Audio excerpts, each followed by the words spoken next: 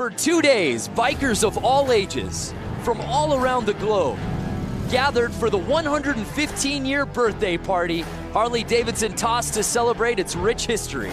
We started indoors, at the Oval, for Flat Out Friday that was part spectacle and all speed.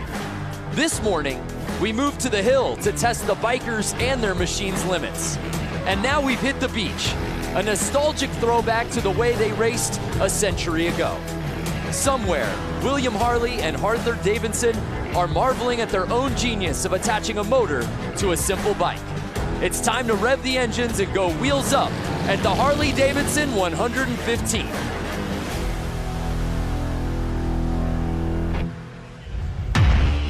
Welcome to beautiful Bradford Beach in Milwaukee. It's been an amazing 2 days of events out here for the Harley-Davidson 115th anniversary celebration. We started out last night with Flat Out Friday.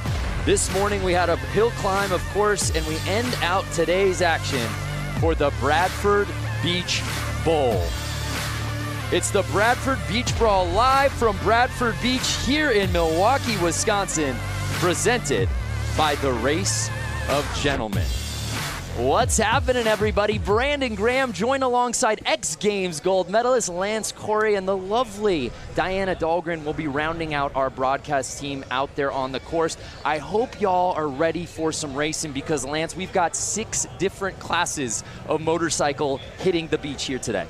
It's incredible. I mean, for the fact that this hasn't been here for 110 years and we're recreating history right now, I'm mind blown. Yeah, well said. 1908 was the last time bikes hit the sand, so we are in for a treat here today. And taking a look at our menu of events, heavy, men's hooligan, men's moco, men's vintage sportsters, men's brakeless 45, the mixed TROG 45, and I know your personal favorite, Lance, the mixed Hollywood 80. You have that correct. So we'll be seeing all of those classes hitting the beach here today. Just fantastic conditions. A little earlier today, if you were watching the hill climb, you saw what a muddy mess it was with the rain out there. Not a cloud out here that puts us in danger of any sort of precipitation. I think it's going to be ideal conditions. So before we get to the racing, as you see that beautiful commemorative flyover, we of course want to honor our country, and that's why before we kick things off, we started off with our national anthem, sung by Amy Eisenhut.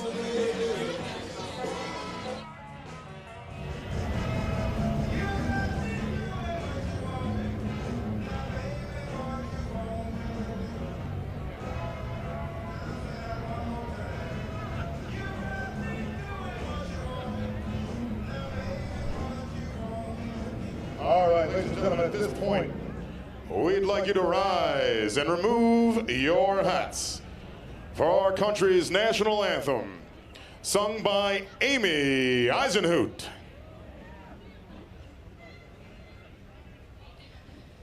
Oh, say, can you see by the dawn's early light what so proudly we hailed at the twilight's last gleaming, whose broad stripes and bright stars through the perilous fight o'er the ramparts we watched were so gallantly streaming.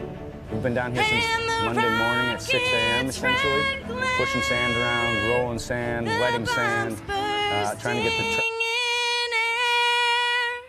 gave proof through the night that our flag was still there. Oh, say does that star-spangled banner yet wave o'er the land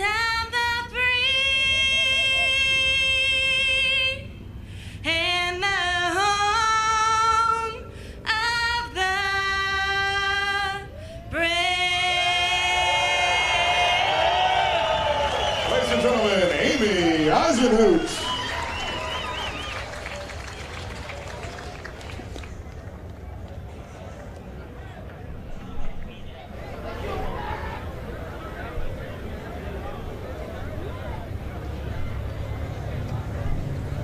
All right, ladies and gentlemen, we're getting ready for some elimination racing out here at the Bradford Beach Brawl right now. This is where we start eliminating guys. We're racing for grudge masters. We're drawing lines in the sand. That's how we do it out here.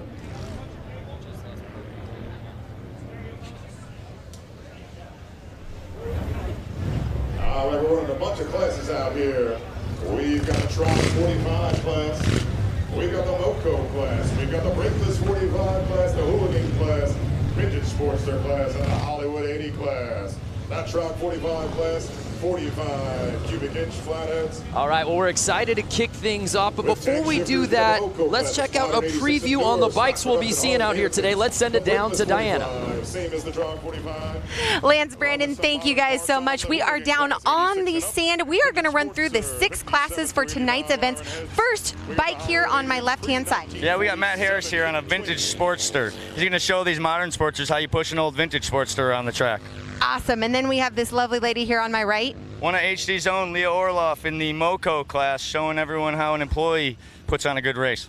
That's right. That's what I love about Harley-Davidson, employees only class. Then we were moving into more the vintage realm. Yeah, you got 2 great vintage bikes here. We got the Hollywood 80-inch class with the knuckle on my left and the TROG 45 class here on my right. Again, these guys are going to show you how fast these vintage bikes are, and being as old as they are, they still put out a ton of horsepower and push around the track. Not only that, he's wearing the Harley-Davidson vintage collection sweater that I have, and I love it. And then we have the more modern bikes. Walk us through these 2. Yeah, so we got the TROG 45 class, brakeless, and we got the Sportster Hooligan class over here on my right. That's right, we got the hooligans. Well, this is such an amazing event, so important in so many ways. Tell us a few difference between the modern and the vintage. Yeah, the thing I love about this event the most is that we're bringing together modern and vintage. It's not very often you see that happening, and it's really the vintage harkening back to our history and celebrating that, but now we have modern motorcycles, so we're going to see what those things can do out here on the track as well. This race hasn't happened for a long time, in over a century. Guys, let's go racing. Yeah, we can't wait. Enough talking about it. Let's be about it, Lance, as our first class is ready to kick off our action here today. Man, you cannot beat this view that we have here on the beach, on the Bradford Beach. Incredible. So starting things off, we have the men's hooligan class. There you see what it makes a hooligan. And these guys really are the spirit of the whole weekend of the Harley-Davidson 115th anniversary out here, Lance. They really are. I mean, they're riding bikes. I wouldn't say they're 115 years old, but they got to be 80-plus years old. Great to see them still out there running. Yeah, so there is a look at our start list. Semi 1 of 2. Ever had anybody get and the fans have absolutely invaded Bradford Beach. This is such an amazing event, completely free, and everybody has come out here, and we've seen it. We saw it at Flat Out Friday last night, and we saw it earlier today out at the Hill Climb and Little Switzerland Ski Resort, and no better way to cap off today's action than out on the beach. That is right, and we are so lucky and so happy to have this beautiful weather for the riders as well as us viewers. Yeah, there you see a great look at the beach, and that's a beautiful shot of the boat. To give you a little sense of perspective, we're actually up in the boat. That is where we're doing this broadcast from. This is about as good as it gets for a broadcast booth. That is correct. In fact, I didn't even realize it was a boat until you just pointed that out. My goodness, where have you been, Lance? I've just been enjoying the day. You really have. We're having such a good time. It was a great day. We were at the Hill Climb earlier today. Actually got in a helicopter to get over here, once-in-a-lifetime experience. And again, we can't thank you fans enough for watching online. This show is as much yours as it is ours. Tell us what you want to see, who you want us to talk to, what you want us to highlight, and where you're watching from, and we'll give you call-outs all broadcast long. This is for you. Lance is opening up Facebook right now. We're ready to rock. I'm loving how all these guys are just in vintage gear, vintage helmets, vintage sweaters, like Diane had said. It's an homage to yesteryear. And you see the flag girl getting ready. Semi 1 of 2 here in the hooligan class. Number 39 by Kevin Bass out of Prior Lake, Minnesota. 33 bike, that's Hollywood out of New Jersey. Look at him trying to start his bike back there. These old bikes, they don't have electric starts like the new ones. We'll see the hooligans out there, they'll have electric starts. These guys are kicking and kicking. They're getting tired before the race even starts. Out the 151 bike at the line, the 51 bike, 996 bike. He's having to time the engine, advance, retard, throttle. There's two different throttles on the bike. One on the left is advancing the bike. One on the right is getting the throttle going. A lot to think about, and the race hasn't even started yet. For you fans watching at home, of all these amazing bikes these hooligans are on, which is your personal favorite? Let us know from a number plate, man. Can't go wrong with any of these, but we're ready to get it on. 51D, Harley-Davidson. We got the thumbs up. We got the flag waving. Bikes are running. And they're off. Hooligan Semi 1 officially kicks off. That number 77 bike, Josh Cole. These are fans. Well, these are our racer gentlemen, guys. Showing you how this beach racing's done. And they are off. Look at the lead that he's already got. Yeah, 50 building. Fresh track. It's like getting powder runs on a snowboard. These guys have been paving it for the last hour, waiting for these classes to hit the sand. It is not going to stay like that. Wait 1, 2 laps, and they are going to be fighting the sand. You hear that, ripping by? And the 50 plate is just blazing around this beach oval, Lance. It's incredible. Mind you, look at these bikes. No suspension. Shout out to the fans watching, in particular, Wesley Wills watching from the maternity room, waiting on the baby to get here. Oh my goodness, Wesley, congratulations. What better to be doing than having a kid and watching this race right now? Well, I hope, Wesley, you're enjoying that shot. And no surprise, here comes Josh Cone on that 77 bike.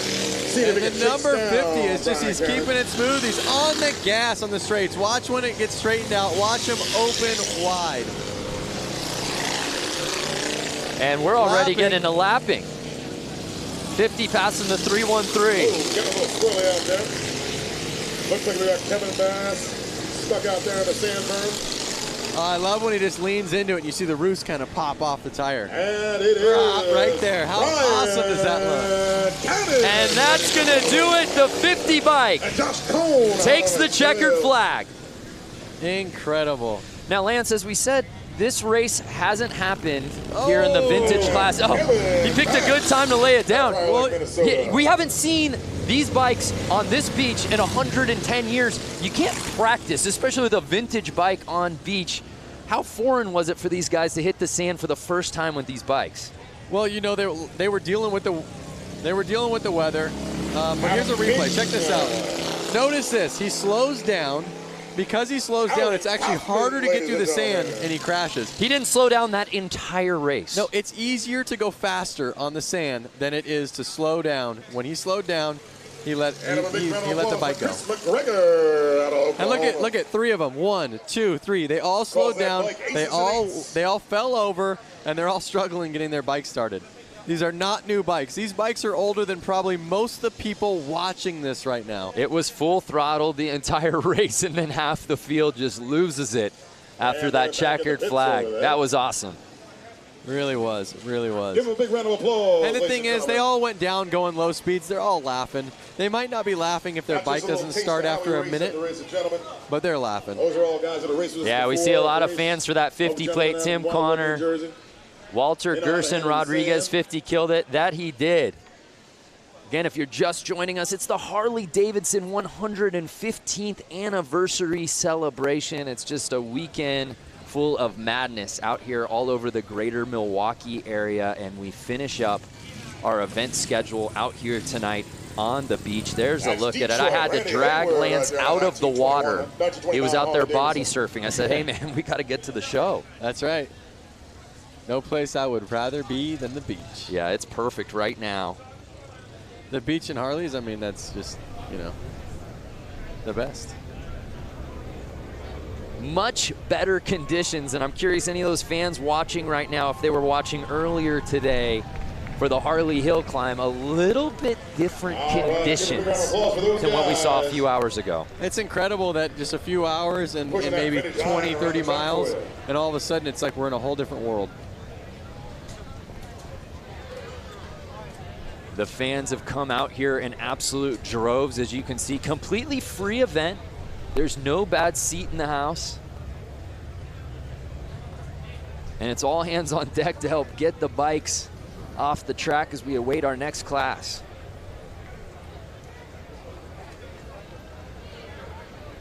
Jason Pasley, hi from Georgia. What's up, Jason? Ken Mendez was watching the hill climb. Love it. Glad you came back around. So Dan's saying he's from the west coast of Michigan.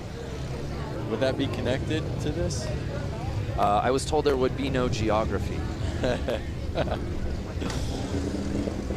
So we move on here at the Bradford Beach Brawl. Again, the last time bikes hit the beach, 1908. Where were you 110 years ago? I wasn't even a thought. My grandparents weren't even alive.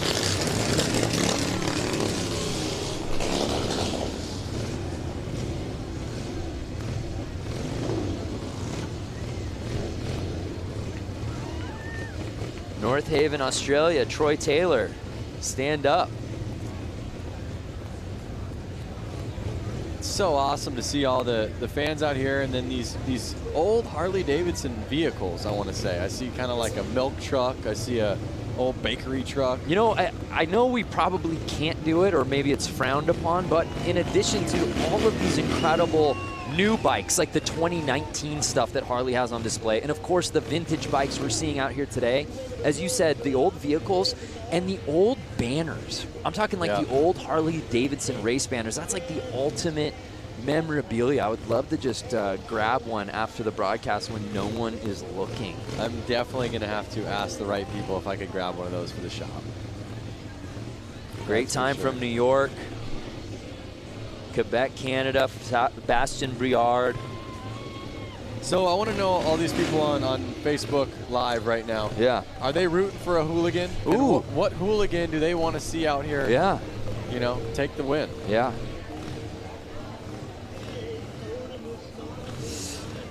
Well, we're getting really nostalgic about motorcycles, and why wouldn't you, being out here for Harley-Davidson's 115th anniversary. But some of the best bikes we've ever seen in the history of the universe have been celebrated on film. Your favorite motorcycle movie. Check this out.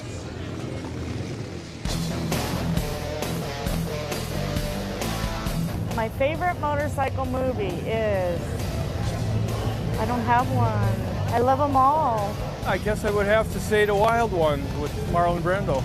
Terminator, because I had a fat boy. I like Wild Hogs. It's a lot of fun, and it kind of shows people it's the simple stuff in life. My favorite motorcycle movie is Wild Hogs. My wife and I watch that at least 3 times a year.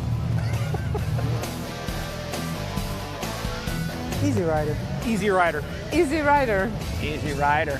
No question, hands down. I have to duplicate my husband on that one. Easy Rider is the motorcycle movie.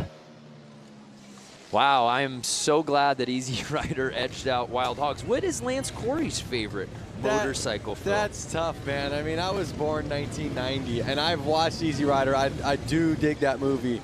But something about watching Wild Hogs and then being able to, like, call somebody a wild hog, they're both great. It's become the ultimate adjective, that's for sure. All right, so we have vintage Sportster class lining up. Is that correct? It looks that way. Let's take a closer look at some of these bikes. Any of our fans watching out here today have got a vintage Sportster of their own? And if so, give us the stats. Actually, I'm getting word that this is brakeless 45. Oh, the brakeless 45. Yes. There will be no slowing down in this race. No. But you don't want to slow down. You want to stay on the gas. Then you stay above the sand, and you don't end up crashing. Oh, speaking of motorcycle movies, there you see our brakeless 45 contenders. I was actually going to bring this one up, that Amon Sharma Terminator. Terminator. Absolutely. Yes. When he jumps like a fat boy softail off like the end of the Yeah, wash. incredibly realistic. So here's a look at our rules for the men's brakeless 45s. Pretty simple. Bikes out here on display. Anybody out there watching got a brakeless of their own?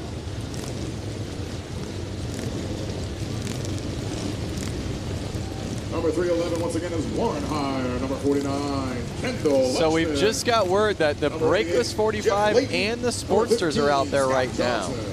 We'll have to keep an eye on that. I love the camaraderie of class. So let's see who this track favors out here today. And it's 311 with the early lead on the outside.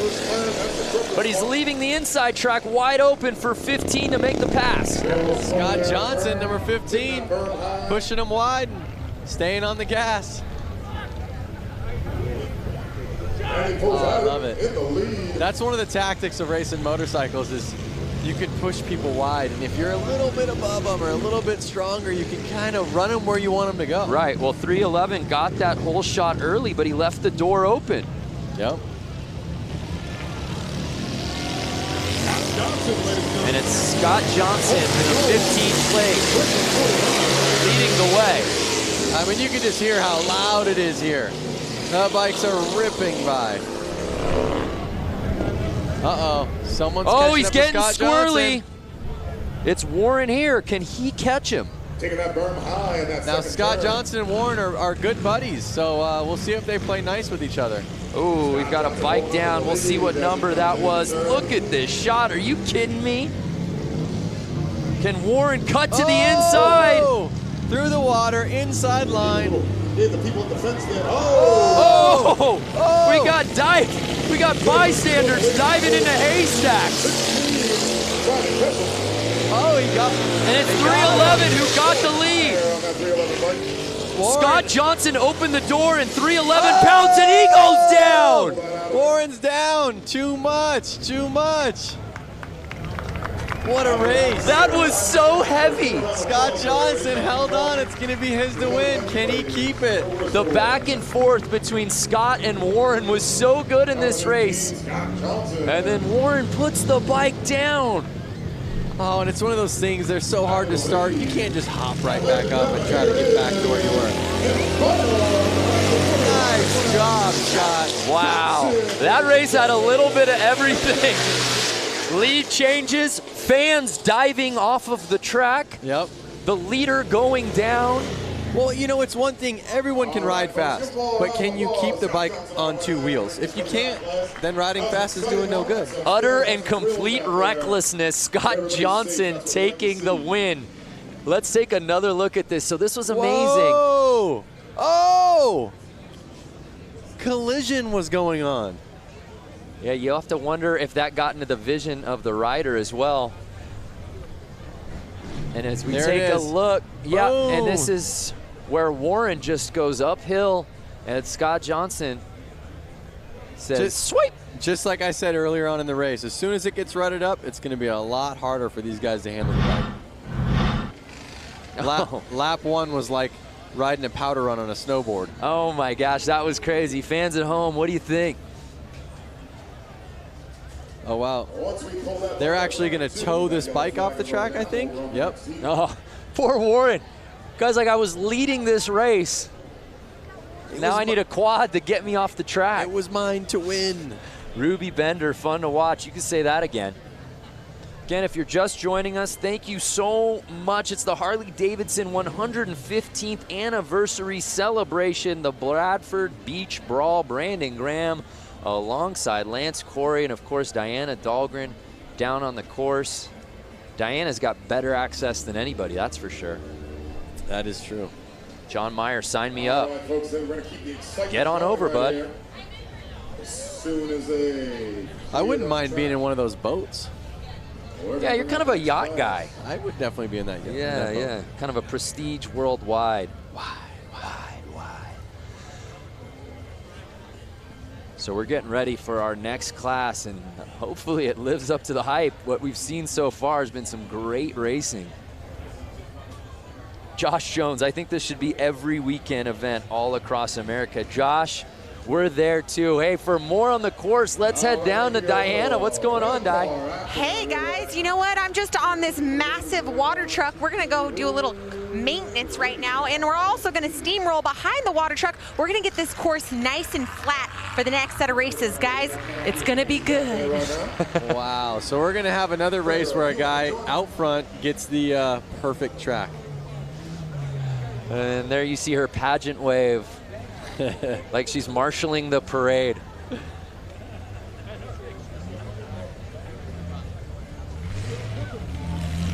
So again, obviously, as we said, no one has raced on this track since 1908, but let's take a look at how we got here. It takes a village to get this thing going, but Lance, job well done by all of the contractors out here to make it possible for us to bring these bikes out today. It's incredible. And these guys, they're people that ride or hang out with the riders a lot. You can't just come out here and make a track if you don't know what it's like to ride the bike. Right. Yeah, you can't just merely push sand around and make an oval. There's absolutely a science to this. Definitely. And oh my goodness, Diana's got a t-shirt gun. Please cover small children. Protect your eyes. Diana, can you come over to the boat that we're in and shoot one over to me, please? Oh, there he goes with that Hudson engine. So we're going through some course prep. Let's check in with some of our fans watching right now. Where are we watching from? Hello from Portugal. What's up, Angelo Lopez? Gotta make sure we keep it safe for all of our riders out there. Brazil, Felipe. There you see Diana opting for the one-handed shot. Takes utter control. How about this guy? Driving his custom-made vehicle around. Think it's street legal? And I think that nobody seems to be bothered by it at all. There's a lot of wacky stuff going on for the 115th anniversary. Good times. Brian Mose from New Zealand, Kevin Morris from Rhode Island. I want to know who's the furthest from Milwaukee. I mean, Brian Mose. Yeah, I'm not a map guy, but I feel like New Zealand and Australia would be in the lead there. Didn't we talk about not getting into geography? Yeah.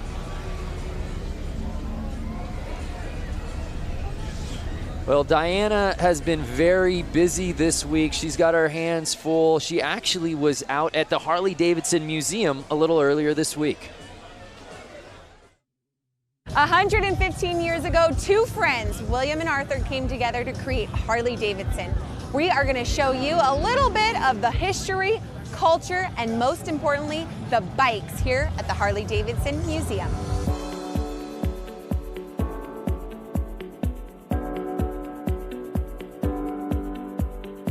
Behind us is the bike that started it all. Yep.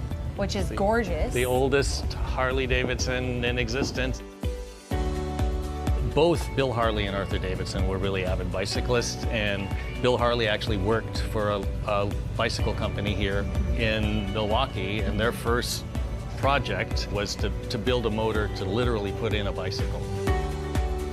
You can see how they kind of shaped the frame so that it would embrace the engine, and that kind of set the standard for what we still do now. Can I write it out of here? Well, first of all, you'd have to guess it out. This is actually dated July 20th, 1901. This is original. So this is the original drawing from Bill Harley and where did you recover? For a bicycle. Recover this? The Harley family saved it. They had the foresight to save stuff from almost the very beginning. Over there is the book from 1907 when they incorporated, and they actually began a program of saving at least one bike new right off the line in 1915. Wow. And we do that to the present. When we were back there, you know, you look and this looks like a whole motorcycle. Right. And as you walk in. Wow, I didn't even notice that till now. That's amazing. See, it works. This thing's completely taken apart. So, you know, the idea here in this whole room is to give people, you know, a sense that the engine from the first bike we built today is the, you know, real heart of the motorcycle, both, you know, obviously from making it go, but from a design point of view, we always show that beautiful engine like it's a jewel in a setting. We want to give people a sense of, you know, how these things work, and we make it interesting.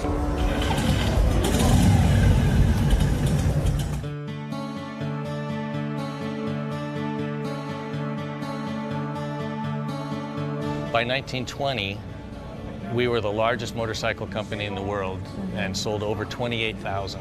In those early decades, there were dozens, we think as many as 60 different American motorcycle companies. By the time we came out of the Depression, there were only 2 companies left. You know, the major turning point was World War II. Over the course of World War II, we made almost 90,000 military bikes. What kind of jobs in the military were Harleys actually assigned to?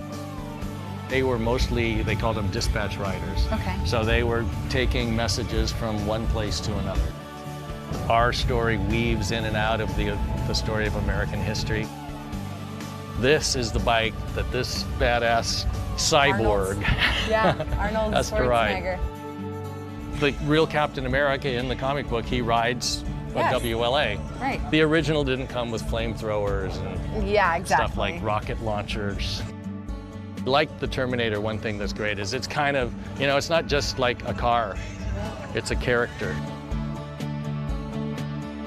So Jim, we've walked around, there's a lot of stuff in this museum. Yeah. When you think about motorcycling, it's not just the bike, it's the black leather jacket, and all the uniforms, and then all the things that people do to add to their bike. So we've got, you know, just an incredible array of things to help tell the story. What do you hope each person that sets foot through this door gets? If you come into this place and you're a Harley-Davidson enthusiast, we're gonna stoke that passion further.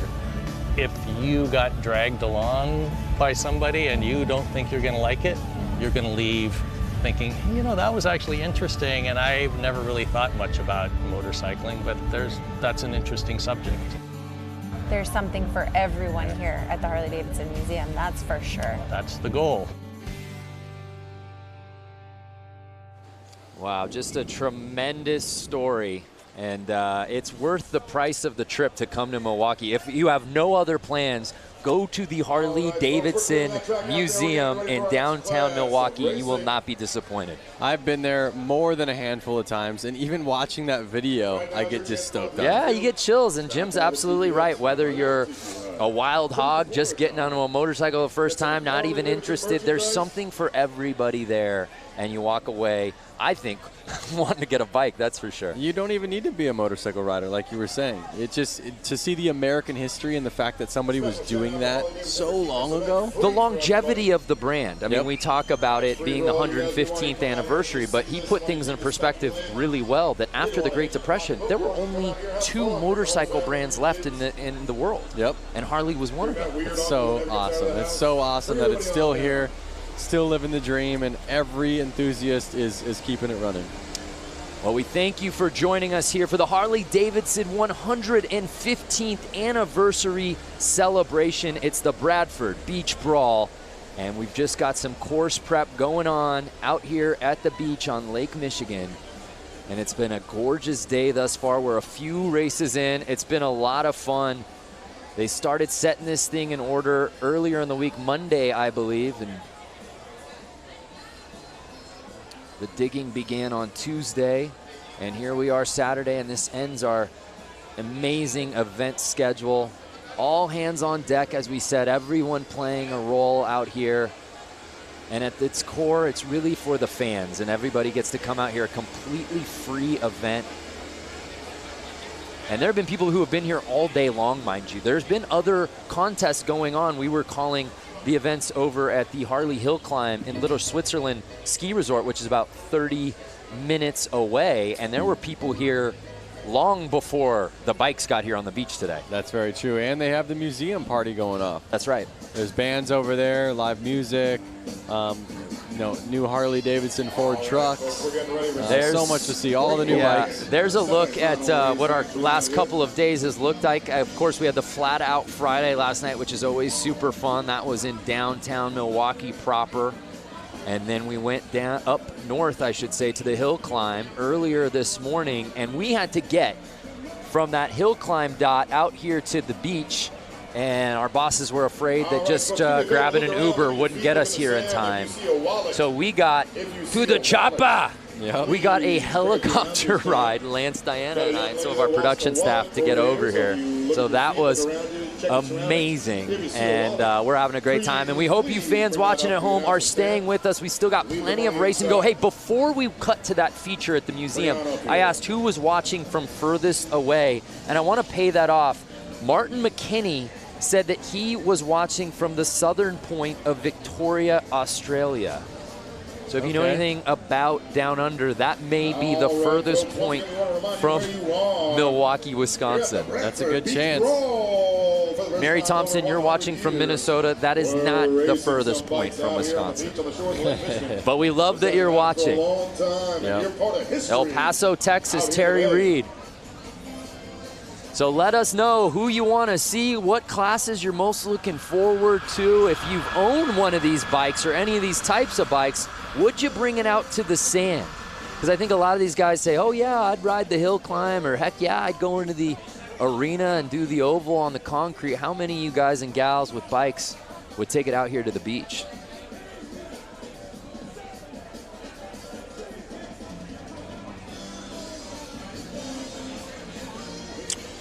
Well, let's head back down to Diana, who's fresh off her free ride. I guess you hitched a ride to get onto that water truck. How you feeling now back on land?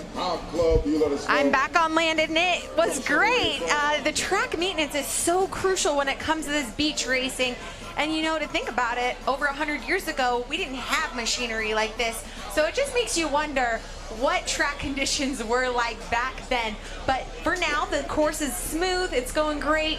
And I will tell you, these are the greatest fans in America right now, near and far in Milwaukee for the 115th anniversary Bradford Beach.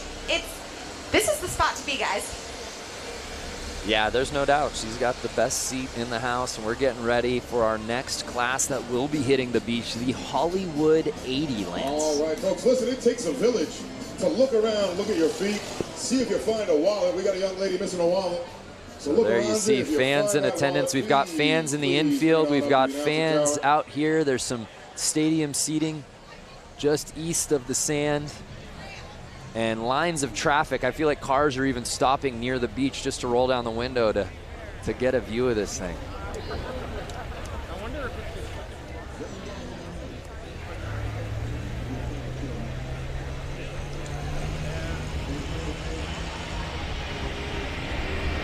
Heaps of fellas watching from Western Australia.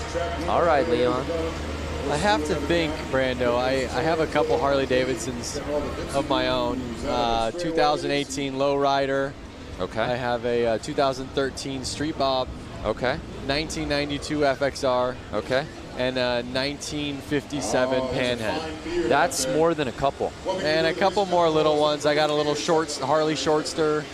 But I was just talking about the big bikes. I have to say that if I were to go out there... Which of the stable would you bring out here to the sand? I would bring the 2018 Lowrider. Okay. FXR, well, first of all, let's start with the oldest. Panhead is amazing. Hardest one to ride. It's got suicide shift, rigid frame. It would be a little tough. It's a little raked out, not the right bike to be riding in the sand. Then my FXR, I would probably kind of choose that one, but if I crashed it, they don't make any of those parts really anymore. So I kind of want to keep that one nice. Right. Then I have my Street Bob, great bike, love it. But it's kind of lifted, it's set up a little bit more aggressive. My 2018 still has the stock suspension on it because it's great.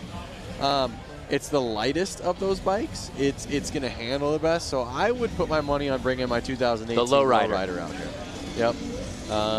Well, maybe for the HD 120th anniversary celebration, we can get Lance Corey not only in the booth, but out on the sand. Yep.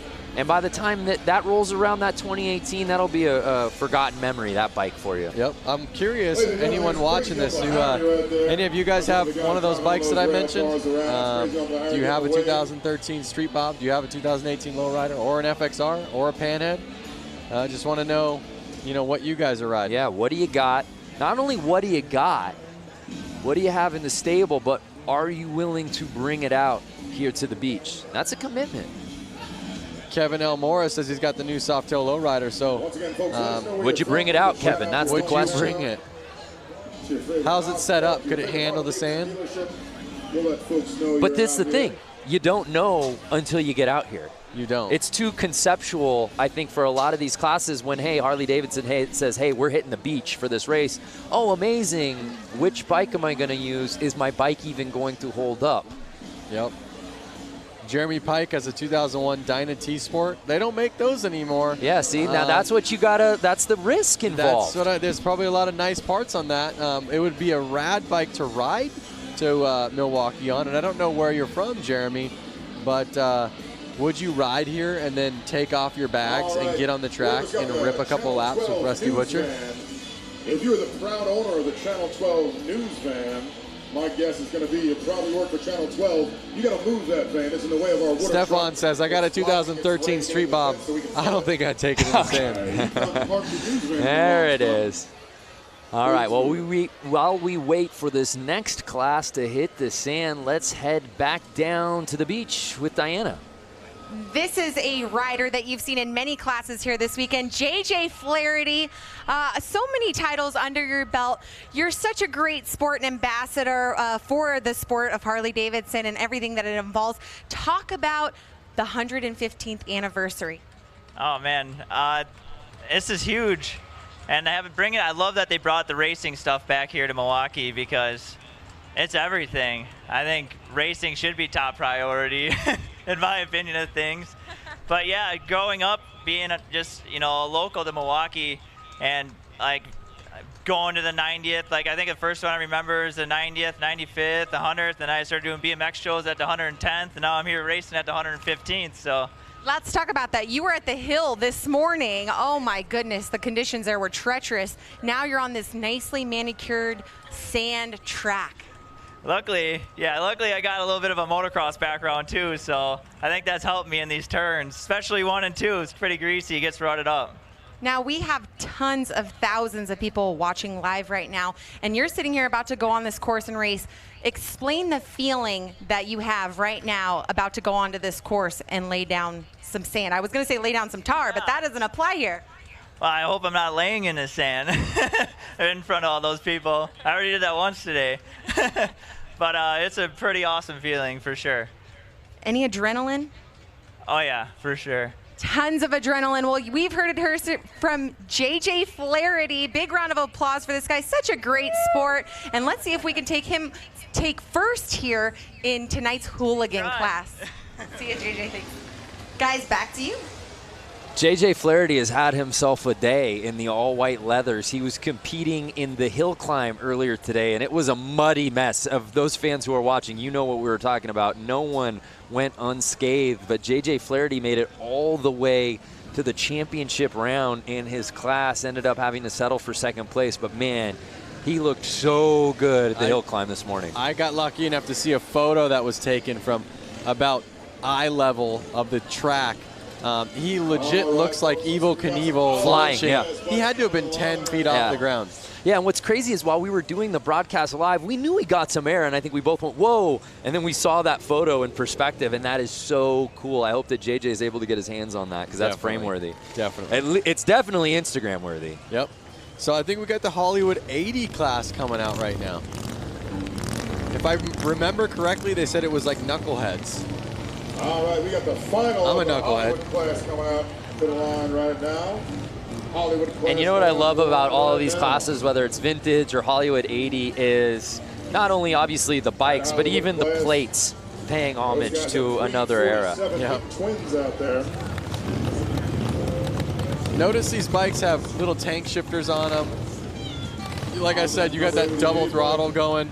That's Frank Rick. These bikes are a lot harder to handle. As the times changed, they made the bikes easier to ride. You know, they put a front brake on them. They put a clutch on them at the hand. They let you shift with your foot. Some of those things made the newer bikes easier to ride than these older bikes that have, like I said, the advance and retard and the left throttle, the actual throttle on the right. and then the clutch as your foot, and the hand shifter. So you have to take your hand off the bar every time you want to shift, as well as you have to take your foot off the ground. So if you're at a stoplight, you only get one foot on the ground. There was way more to think about. You have to think way far in advance while doing it. That's wild. And yeah, for you fans watching at home going, was this just a man head-to-head race? No, no, no. Bike's slowly coming back out here. We'll have a full field. So again, I think I see a buddy of mine, Scott Jones, number 50 out there. It looks like him, but maybe it's not. No, the 50 plate, that's B. Cannon. Oh boy, well Scott, you look like Cannon. You're putting your friend on blast right now. I bet you it's him on somebody else's bike. No, he's actually got hand tattoos, I think. I'm totally wrong.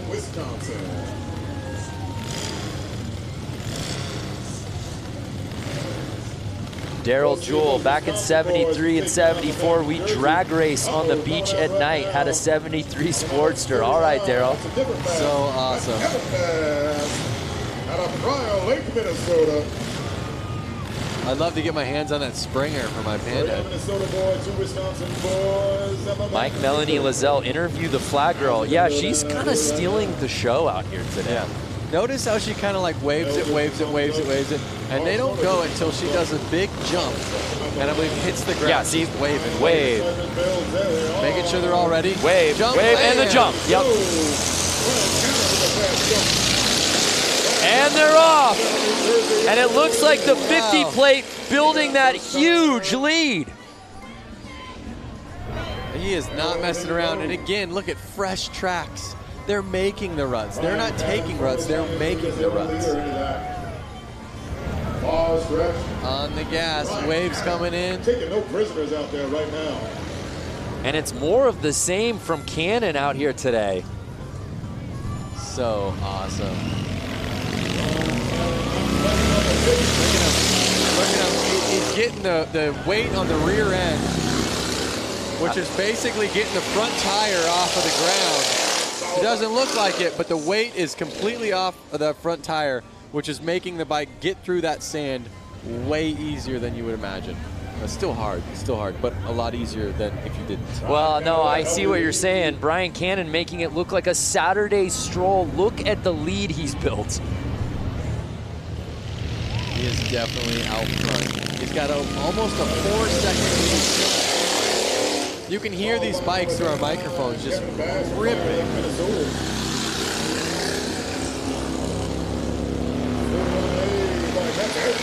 So this is the Hollywood 80 main, and it's Cannon's race to lose. He can ride as far outside as he wants at this point. Look at him looking back like, can I chill out right now? 1 lap to go. And ladies and gentlemen, it is, as we suspected, Brian. And it's Brian Cannon with the win. In second place, Kevin Bass from Fire Lake, Minnesota. I see 2 Basses out there. Well, Seabass and the guys offered to pick up our tab. Don't go there. Okay. Not yet, I guess. So Brian Cannon leaves no doubt about it. Just riding like his head is on fire all day out here on this course. And this time, though, Lance, he finishes the race and stays on the bike. And he really put it down there. It's always nice to come out for that vengeance. Looks like number 88, Frank Rick, laid it down that last turn. It's always nice when you can go twice in one day, right? When you have more than one race. I think the first race you kind of just get the EBGBs out, you know? You're ready to go, and then you finally are like, all right, I'm ready. And if you're just joining us, this is a weekend full of races. A lot of these guys that we're seeing out here tonight at the beach, we saw earlier today at the hill climb, and a lot of those same guys we saw last night at Flat Out Friday. Yep. A lot of motorcycle racing for a lot of these guys. It also involves some bike switching. Now we gotta help you, huh, buddy? Look at all the smiles coming off the track, all their friends, mechanics, maybe bike owners that are letting their friends ride their bikes. Well, JJ Flaherty, who Diana Dahlgren was interviewing earlier, actually lost to a rider whose bike malfunctioned right before the start of the race and had to borrow a friend's bike literally 30 seconds before the start. Maybe that was his trick tactic.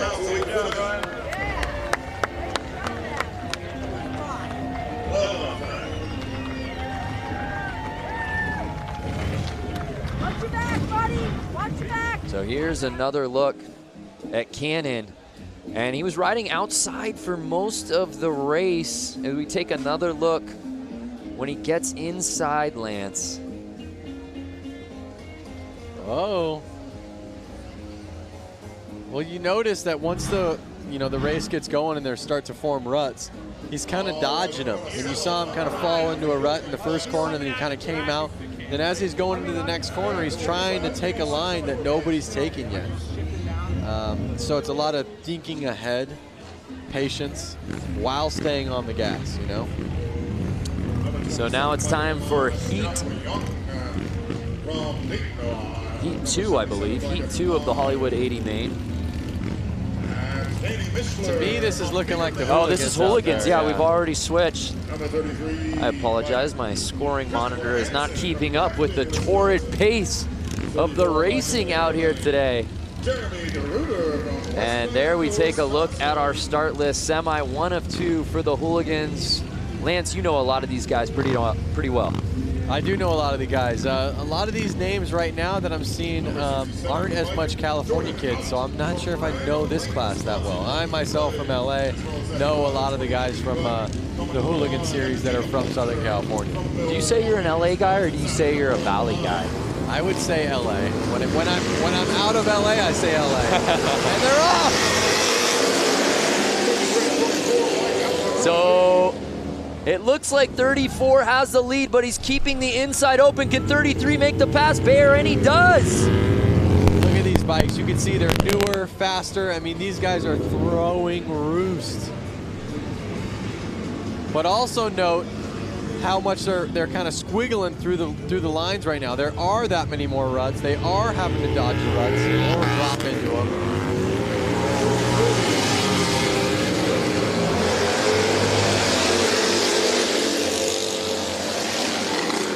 So now it's Hansen, 33. Can he hold on? Right behind him, 77, Mishler. He's building quite a lead here with 2 laps to go. Notice how when they're going down the straight, they lean back, and when they go into the corner, they actually kind of lean forward up on the front of the gas tank. It's kind of because they need the front end a little bit to steer. That's the stance. See how he's on the front? He's not on the back of his seat. It's final lap. Can Hansen hold on? Now he's on the back of his seat. Ah, yeah. You see that transition? He's pulling tear-offs out there, which means he's getting roosted. Or throwing dirt up off his front tire. He probably doesn't have a front fender. And here comes the checkered. It's Hansen taking this semi.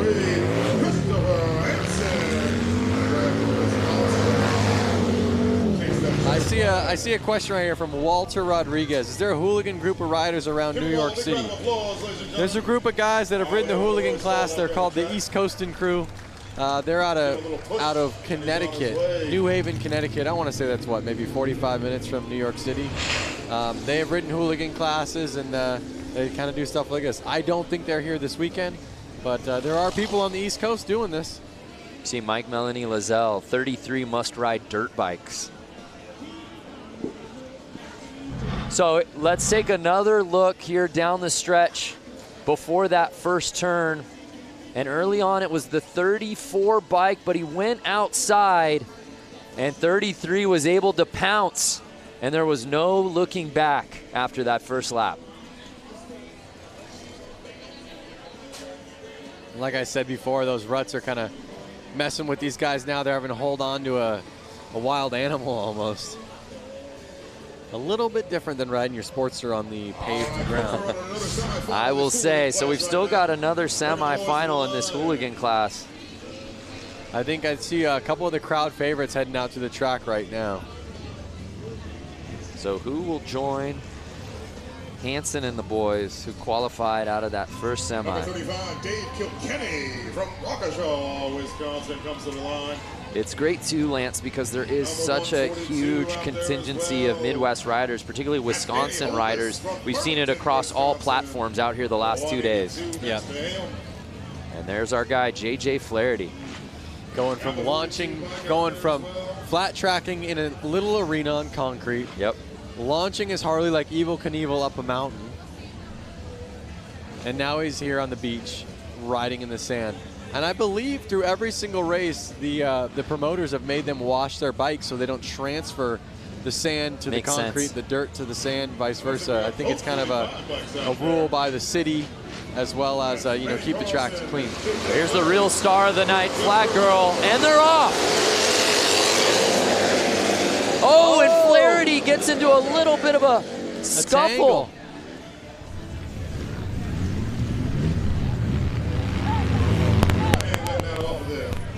Oh, we've got ourselves a battle, Lance, right at the top. Oh, yeah. Flaherty staying on the inside, though. Yeah, he's playing this thing right. 142 still leading, but he's on the outside. And now it looks like he's finding his groove, Lance. Diana, what are you seeing down there on the course in this race? You know, I've talked to a lot of riders, and some of them were talking about taking that outside line, relying on that outer bank, but JJ Flaherty early on in this race was taking that inside line, saved him some time. Might be an all-out battle. A lot of these guys, are they used to the weight? Lance, you could probably attest to this. What kind of weight are they facing when they go into that turn on the inner line? Well, I mean, they're already riding bikes that are... Oh, no! Flaherty goes down!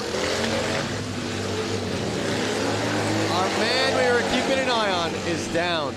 His friends are running to him. I'd love to see a replay of that so we could see what happened. Oh, we need to see that one more time. He was behind Holbis less than a second, and he goes down with 1 lap to go. JJ Flaherty and Danny Holbis have ridden together for a long time. They're good friends. Unofficial results right now have Holbis winning that semi, or at least taking the lead. Hopefully it looks like Flaherty's okay, but yeah, we need to see another look at that. That's for sure. And again, this kind of goes on what you asked, Diana. That bike's 500-600 pounds, and he just tangled with it. Let's check this out. Yeah, here we go. Let's see what went wrong for JJ Flaherty. He was trying to pull a tear off. Oh, yeah. The ruts. The ruts. Yeah, Diana, is that what you saw down there with JJ? Saw the tangle up, but also what I saw, guys, was the camaraderie. I don't know if you saw Atkins, better known as the Rusty Butcher, come right up to him, check on him, see how he's doing. There he is again with another hooligan. That's the love and camaraderie we have here in Harley-Davidson and flat track racing. Yeah, well said, Diana, especially in this hooligan class. So many of these guys are friends. What started out as just friends riding together, gaining notoriety, and it's evolved into something so much bigger than that, and they're all out here today. Really what happened out there was, he was trying to grab his tear off because he was coming from the back. He probably had dirt all over his goggles. He was a little too focused on that, and you saw he was kind of in a shady area, which I want to touch in a little bit. He didn't see those ruts that we've been talking about since we started this. He cross-rutted. Front tire was in a different rut than the back rut, and that basically crossed him up, threw him right off the bike. That's a really good point as we take another look. Going at the goggles, not paying attention. Yeah. Cross ruts. Just takes one hand off and completely loses control. And that's such a bummer because he was right behind Holbis, and he ends up with a DNF, and then the riders behind him settling for that DNF. And it's Holbis that takes the win there. Notice the fans in the infield so stoked just to kind of handshake and all smiles on their faces, happy he's up walking around. But you bring up a great point about the shadows. When these guys got out here, the sun was shining throughout the entire course. Now as we're getting a little later into the day and it's 6:05 p.m. here local time, The sun's slowly starting to come down, and really, dare we say, half this track is now in shadow. It's tough. It really makes it hard in the shadows, and it makes it hard. You don't know what goggles to wear or lens to wear. You want to wear something for the sun, then all of a sudden you're in the shade and you can barely see. Or if you wear something for the shade, you pop out into the sun and you're blinded. So it's a tough one for sure. Not saying it's impossible. Obviously they're out there doing it and kicking butt, but it puts some confusion.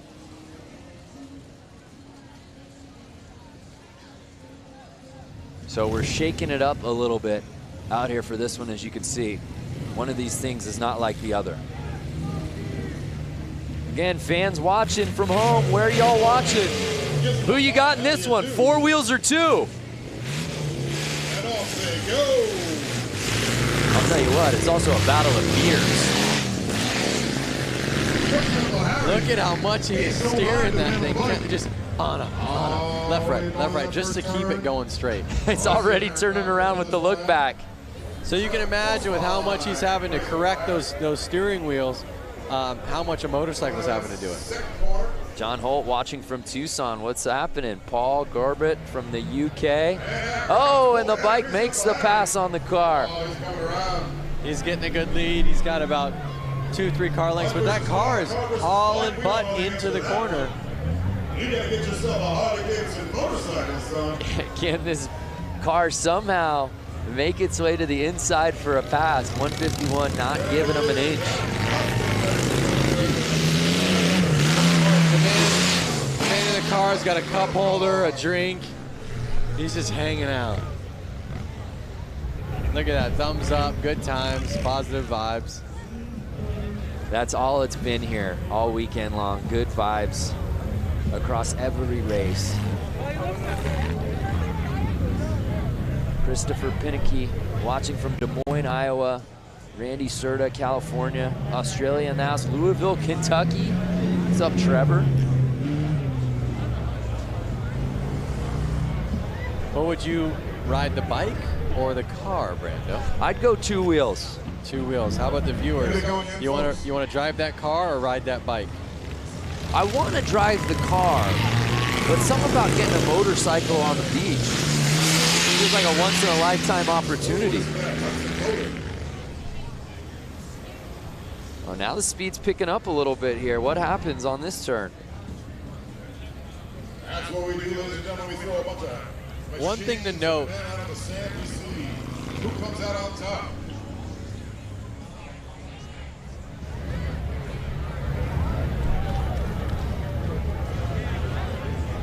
Well, as we continue on with this race, it's Baywatch out here on the beach. Let's go to our own lifeguard, Diana Dahlgren. Oh, that was clever. Okay, so yes, I'm the personal lifeguard here for the Bradford Beach 115th Harley-Davidson anniversary beach brawl, I guess. But anyways, they are about to start track maintenance. Now, I'm up here to show you guys the feel. We are literally feet away from the beach. I mean, the water is rushing up right here as the cats go on to do their track maintenance. Pretty amazing. We want to know where you guys are watching from. If you're on Facebook Live, leave a comment. Let us know where you're watching from. Maybe you're on a beach. Maybe you're in the desert. I don't know. We'll find out. All we need is Hasselhoff and some slow motion running, and we can make this thing happen. Oh, yes. So Diana, she's all over. Let us know, fans at home, where you're watching. And if there's a particular rider or something that you want to see, let us know, and Diana will hunt it down. So much going on out here in Milwaukee. There's a beautiful look at the Bradford Beach Brawl. For more on the beach and these bikes, check it out. Make it a little safer for our guys out there. We've been down here since Monday morning at 6 a.m. essentially, pushing sand around, rolling sand, wetting sand, trying to get the track as tightly packed as we can. Sand is unpredictable. If you're used to riding on cement or a packed track, it's get a little loose out there. Generally, beach races are done on tide-packed coastal beaches, and quickly realized it was 5 feet of sugar-based sand, which is anything but ideal. It's got the consistency of flour, so if you ever thought about trying to run through a big deal of flour, how hard that would be, well, that's about what it is to control a bike through that. it changes constantly. The spot you were just in last lap, you go around, it's going to be completely different the next lap. You can't be scared of it. You got to just like hold the throttle back and rip through it. And you know, you see a big sand pile, you're not going to slow down and go over it. You got to just fly through it. It wears you out really quick, and I've never rode on anything like it in my life. Very cool. It's going to be guys that stall out, and there's going to be guys that fall over. It's a lot of fun. It's, you know, a lot of oohs and ahs. Hopefully only thrills and no spills. The one thing I love about this race and this whole idea is it's a mix of modern and vintage. This is 1989 XL 1200 Sportster, and it hooks up and hauls ass. This is a 1929 Harley DL. This is the Godfather. A lot of times you have the two separated, and we're bringing them both together. Vintage to really celebrate our history and harken back to our roots, and modern to show what our modern motorcycles are capable of out on the beach. Being able to come down here and ride Bradford Beach is a once-in-a-lifetime experience. It's a fun place. I think everybody will get real close and get to see, probably get some sand in their hair maybe, and have some fun. We're here in Milwaukee celebrating Harley-Davidson's 115th anniversary and our history. These guys have an opportunity to create history. Everybody sticks together. If you need a tool, if you need a helping hand, if you tip your bike over, they'll be there to help you pick it up. Well said. Really neat to see the variety of bike, the variety of rider out here today. Again, we love hearing from you fans. William Hugelmeyer, let's get a closer look at the running gear these guys are using. Hopefully Diana can hear that. Maybe she and her personal camera she brought out here can give us a little bit of a closer look at what's going on down at the starting line. Make sure we keep our guys safe. Make sure we keep you safe. People are watching from all over. Wichita, Kansas, New York City. Thunder. You can't hear me? Hey, there we are, Diana. Hey, guys, yeah. Oh, we're losing you. We're losing you, Diana. I don't know what cell service she has, but she's not coming through. So if you got a kid who's a skateboarder, get him up to the rail, we'll be passing out some. I love that one bike. I can't recall the model he said it was. He called it the Godfather from 1929, Lance. I know. I was thinking to myself, wow, in like 10 years, that bike's going to be 100 years old. And he's out here riding it in sand. That thing would be up on my mantle at my house. Brad Talbot watching just across the lake in Michigan. Brad, wave to us so we know that you're watching. Kenneth Kramer, Kansas City. Mick McNasty, I hope that's your given name, Glasgow, Scotland.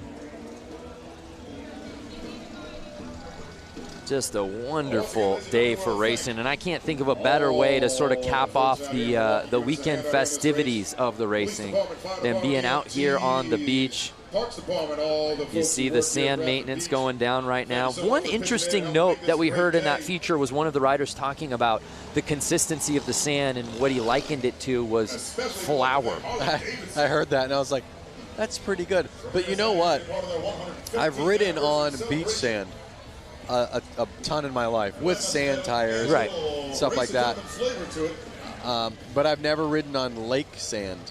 And he made a point that it is different. A different type of consistency. Maybe Diana's down there right now. Can you tell a difference between that sand and you know, sand you'd see at the beach?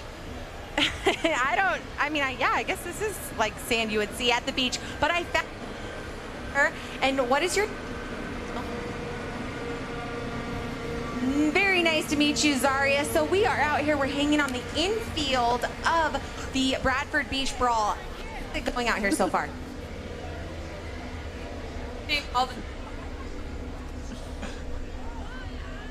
Well, that's amazing. Well, guys, we are going to be the Bradford Beach Brawl. Guys, we're going to let you take. Oh, Diana, I'm so sorry that interview, we were having sound issues, but honestly, the real MVP was the guy eating a hot dog right behind you in shot. That was incredible. Don't worry, Diana. We all got photos up here in the booth. Diana, we didn't hear you, but that was still the most entertaining interview we've seen all day. Let's see what the people Oh, my on God. Facebook Please think get about that on Instagram. And tell me fans at home watching on Facebook just saw the hot dog guy. Gotta love that hot dog. Jeff. Lance, read me some of the quotes, please. The guy behind her cramming his face.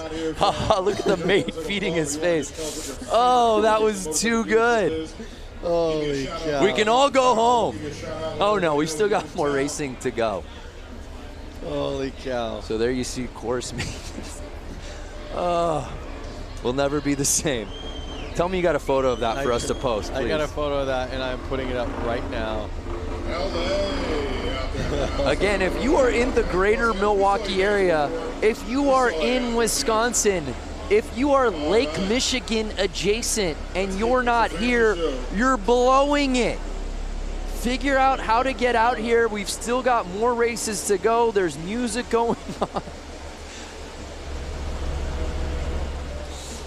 So we talk a lot about all of these riders being stoked on one another and the friendship, but let's just take a closer look at the camaraderie amongst these group of riders. The way I see it, everyone's got work on Monday. When we go and do these events, it's a great amount of respect for everyone around. We're always helping other people out, like somebody needs some gas or if somebody has a flat tire, we'll help out with that. I lost my rod on my rocker clutch, so I figured my racing was over for the weekend. A guy had one in his car, we cut it, we tapped it, I'm ready to run. This is family. Everybody sticks together. If you need a tool, if you need a helping hand, if you tip your bike over, they'll be there to help you pick it up. Like my buddy Nick helped me build the motor, and I wouldn't have been able to build the motor, nor would I have been able to afford a real bike builder to build the motor. So to have friends that like figure it out, and we all figure it out together and help each other out to do it, it's great. It's tough enough to get through this world, and everybody needs a helping hand. We've all kind of been down on our luck sometimes and needed somebody there to lift us up. Lost the phone, and the family got together, the TROG family, and then we found the phone. Found the phone in the track. Absolutely. If a guy could help you win and he's racing against you, he'll do that. I mean, I'd help any of my competitors beat me.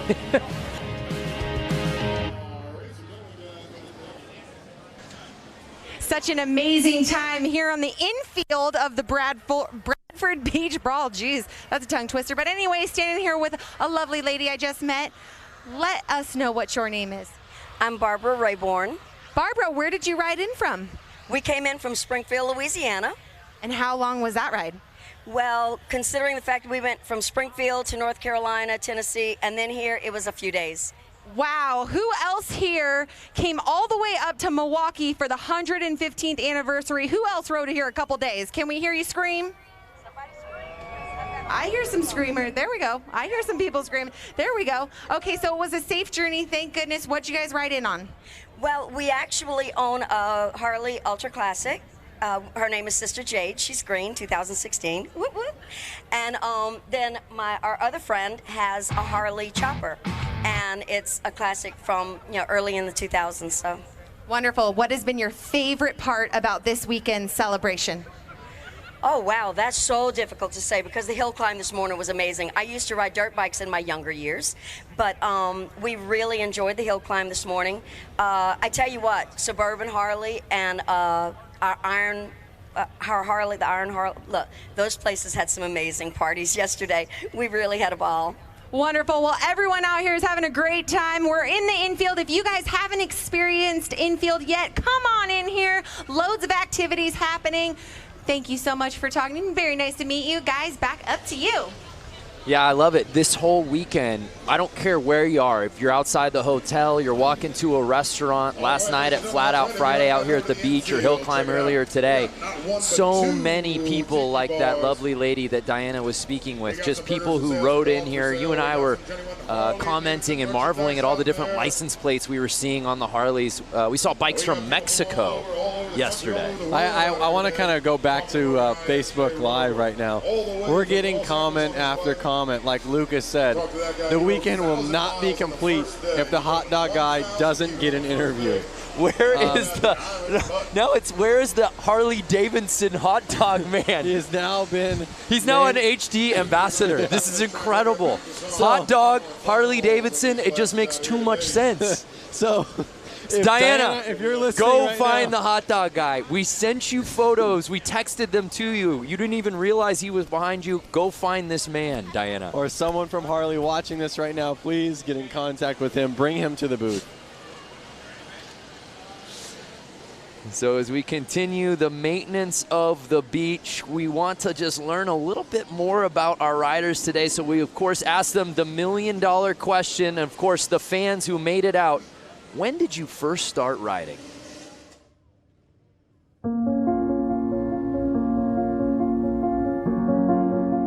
I started riding when I was very young. I had 2 older brothers that rode, put me on a bike when I was very young, pushed me and said go, didn't tell me how to stop, nothing.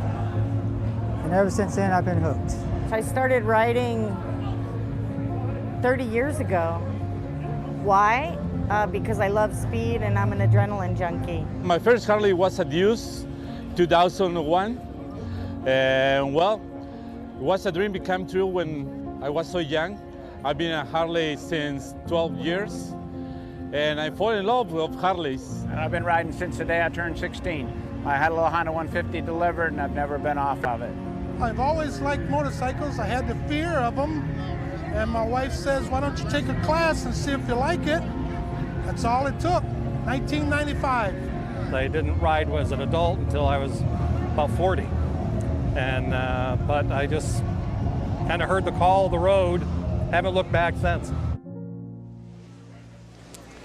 Yeah, everyone's got a fantastic story on how they first discovered motorcycles. Lance Corey, professional rider, X Games gold medalist, freestyle. Tell us how you got into riding bikes. I just had, actually my parents did not ride. I had a cousin, 2 cousins that rode motorcycles. They were a bit older than me.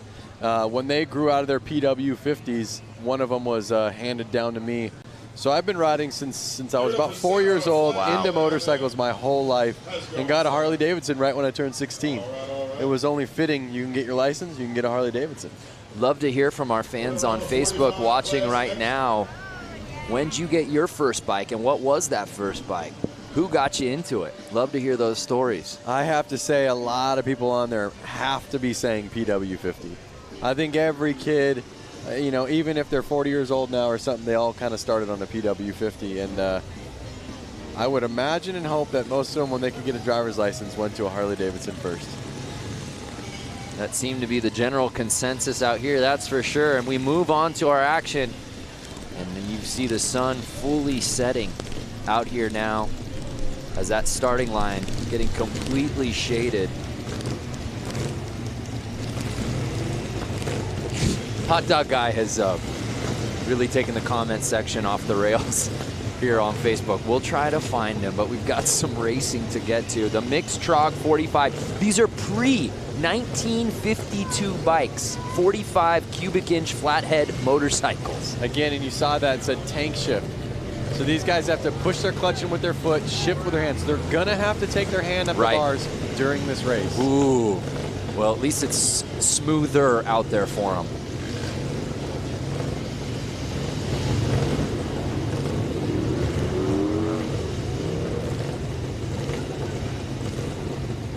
There's the flag girl that a lot of the viewers on Facebook are. There's been some standout performances out here today. Flag girl leading the gate. Obviously, Hot Dog Guy coming in hot. Hashtag Hot Dog Guy. Please, if you're out there watching this and you love that, please hashtag Hot Dog Guy. We're going to run them again right after that, but we're going to reverse the order. Just give everybody a fair shake.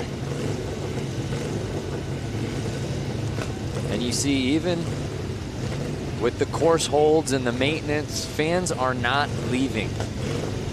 They're here to watch some action.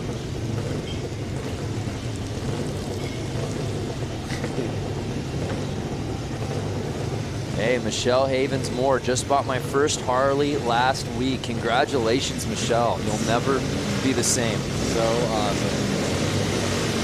Uh-oh. Hold off. What's going on? Oh, are they shutting their bikes off? We're getting word of something. Again, this is the TROG 45 class. These bikes are pre-1952, and we're just getting word that they're actually adding 2 more competitors to this heat. Why not fill the track up with more riders, a little bit more going on? Let's go to the pen. 1188. Get yourself up to the starting line.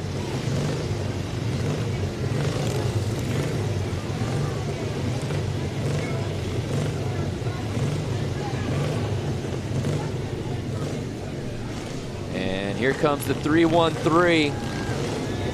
Remember, this is the bike, I believe, from 1929, Lance. So awesome. The godfather of them all. Look at how clean the paint job is on it. Amazing. This does not look like a bike he should be out there. No. Scrambling. And the with fact his that he's juice. scrambling out here on the sand with this bike that's All right, ladies and gentlemen. 90 years old is just remarkable. How's my dude number 77 with a ciggy in his mouth? At 151 bike, that's Aaron Kaufman out of Gravelberry. All right, we've got a complete heat. Daniel D'Souza, Ocean, New Jersey. Let's get it on. Look at him getting roosted in the back of the gate. They're off. 51G, Harley-Davidson. That roost does not feel good. You ever been sandblasted? Never. It takes paint off of stuff. So it's 69 getting the hole shot. Does he leave the inside open though? He does, and it looks like the 77 bike takes the lead on lap 1.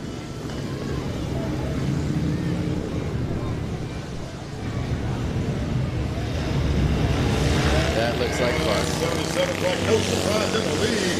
Looks over his shoulder. That's cold. 77 say, come on, give me your best. Then come on, I got a ciggy in my mouth. I'm a ripping. Give me something to work with. It's golden hour out here at Bradford Beach.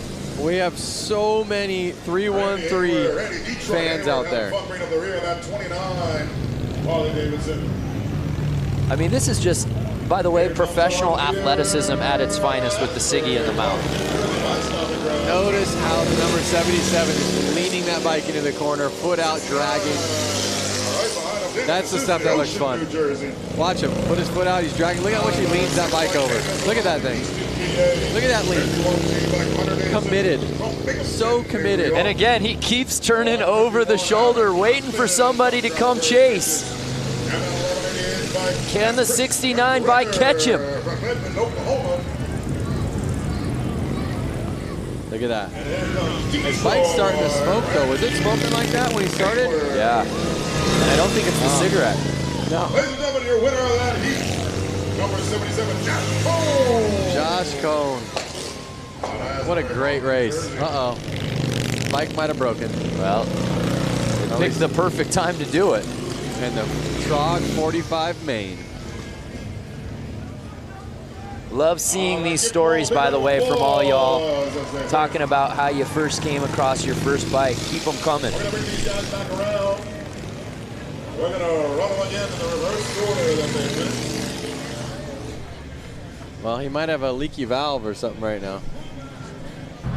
Is he looking over his shoulder to try to, you know, say hi or kind of show off? What do you think? That's what I'm trying to make a point of. He keeps looking over. Give a round of applause. I think he's encouraging his fellow riders, hey, come catch up. Does he have a knife on the side? This guy is a savage. Wow. Knife. He's holstering a knife, smoking a cigarette. Doing donuts. Doing donuts after the win. Life is good for 77. My boy Josh out there. Look at the smiles after the race. Look at that. Everyone's smiling. Less cell phones out, more smiles. Yeah.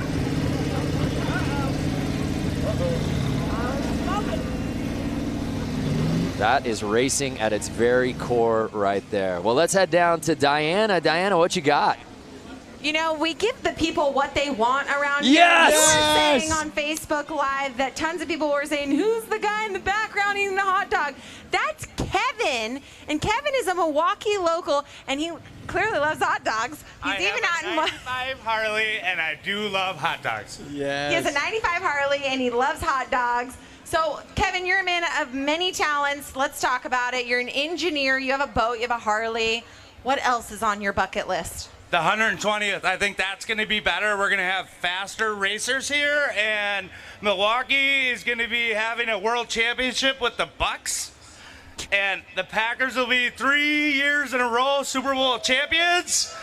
God bless Wisconsin. We love Harley. And cheese. Manufacturing. I want them to stay here. But God damn it, we love Harley. Amen. Woo! This guy's famous, and we give the people what they want. Hot dog. Where's my beer? Okay, so Brandon Lance, we're going to take it back to you. Giving the people what they want right here. Kevin! Our day is complete. Diana, thank you so much for tracking down Hot Dog Guy. We thank you. The people of the great state of Wisconsin, thank you. And everyone watching on Facebook, thanks you. A lot of Hot Dog Man fans out there, that's for sure.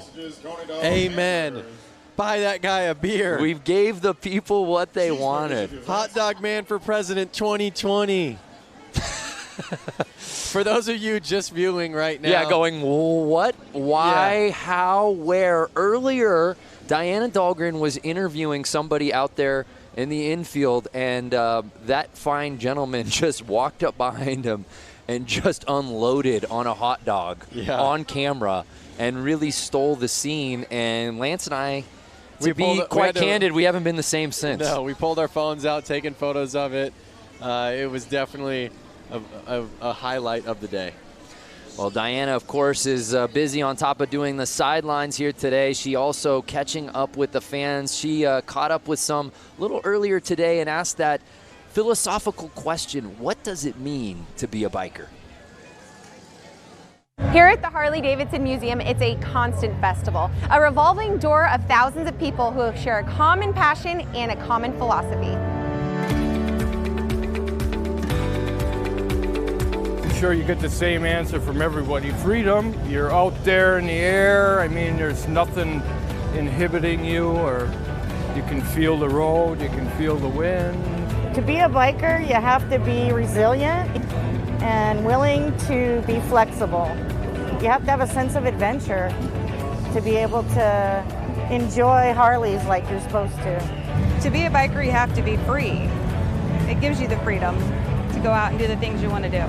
Something you really have to do. It's not something you can explain, really. It's a part of just the whole camaraderie, the family. You get on one, you kind of forget what your problems are, you forget what you've done all day. It's just a matter of realizing what you've got and enjoying it. To be a biker, you have to be someone who loves to ride. I mean, that's the reason we do it. Something just kind of hits you here. It's just the rumble. I just love it. I get tears in my eyes thinking about this one. It's a way of life. It's something I've been doing for 52 years. And once you get on a bike, it's so free. It's just a freedom that it's hard to describe unless you do it. I'll never forget the first time I got to ride. It was on the back of my dad's bike and it was indescribable. Luckily, some of my friends are able to put it into words.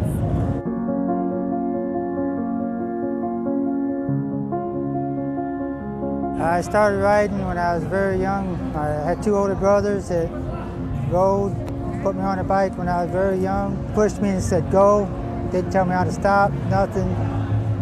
And ever since then, I've been hooked. I started riding 30 years ago. My first Harley was a Deuce, 2001. And well, it was a dream became true when I was so young. I've been a Harley since 12 years. And I fell in love with Harleys. And I've been riding since the day I turned 16. I had a little Honda 150 delivered and I've never been off of it. I've always liked motorcycles. I had the fear of them.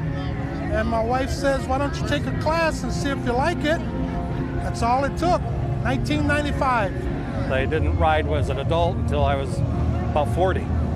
And but I just kind of heard the call of the road, haven't looked back since.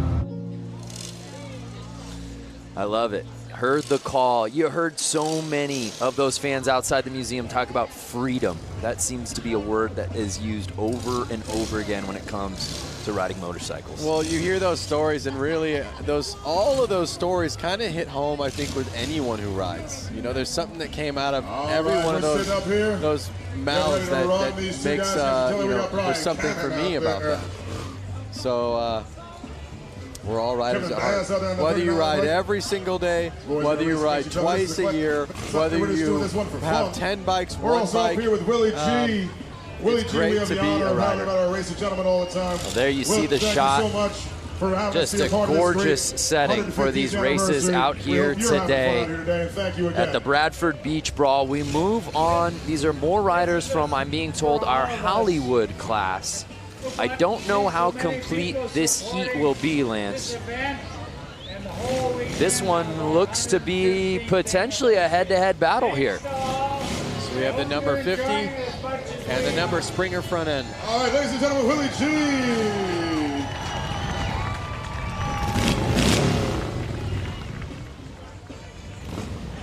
So that 50 bike has had no problem with this course out here today.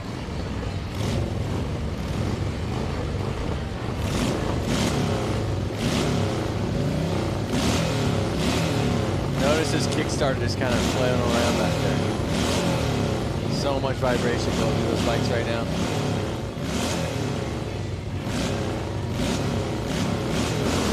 And they're off.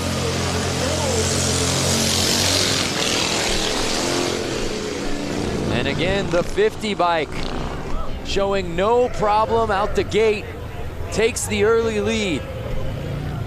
Is 50 gonna do it again? Yeah, let's find out. He's leaving the inside open.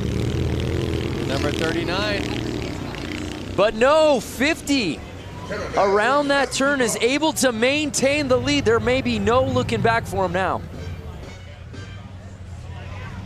The Hollywood 80 exhibition race. Look at him roosting.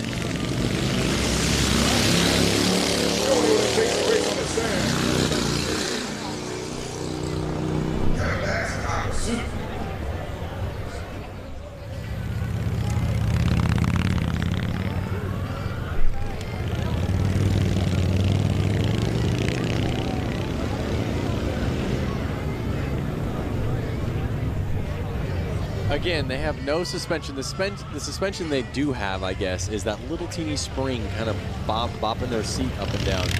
And to no one's surprise, it's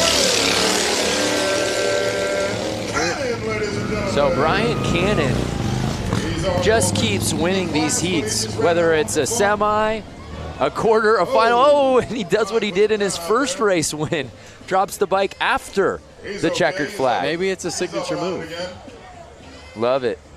Steve, no fear 50. Yeah, that's the way he's been riding today. Lance, what's the oldest bike you've ever ridden on? The oldest bike I've ever ridden on. It's got to just be my 56 Panhead. I don't think I've ridden anything older than that. I've had older cars. 52 Oldsmobile. But when you really think about it, a vehicle from the 50s, I mean, that thing is almost 70 years old. Right. You know, I mean, it's just incredible. I definitely get mind blown. And obviously they don't like to wake up that easily either, if you notice this right now. I think she gave him all she could today. The fact that he's gotten through 3 races with this bike and has been the first one in the checkered flag in each of those 3 is impressive enough. And that bike is held up. He gets it started. And this one a victory lap for Brian Cannon. Like Michael Shepard said on Facebook, the first time he fell was practice. That one was for real. Another big round of applause for Brian Cannon. He dug it on out of the sand. Bring it back around for you right there. So Brian Cannon showing love to the fans out here in Milwaukee. Great day of riding for him.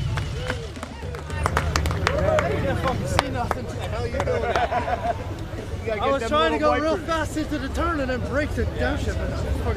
It's the Harley-Davidson 115th anniversary celebration. We had Flat Out Friday last night in downtown Milwaukee. We had a hill climb at a small ski resort earlier today, and we wrap up the weekend contests out here at beautiful Bradford Beach.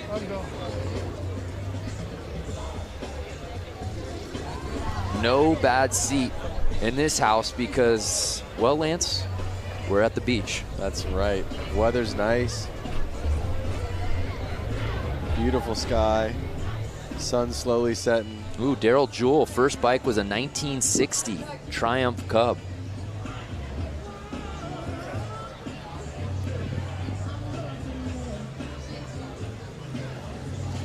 So the sun is setting on a gorgeous day out here on the water. Weather has been perfect.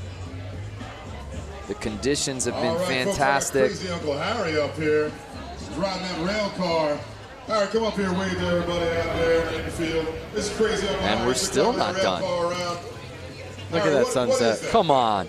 Well, it's a 1932 Chevy truck chassis with a 51 Hudson Hornet engine. Which Instagram filter is that? That's hashtag no filter. No filter right there.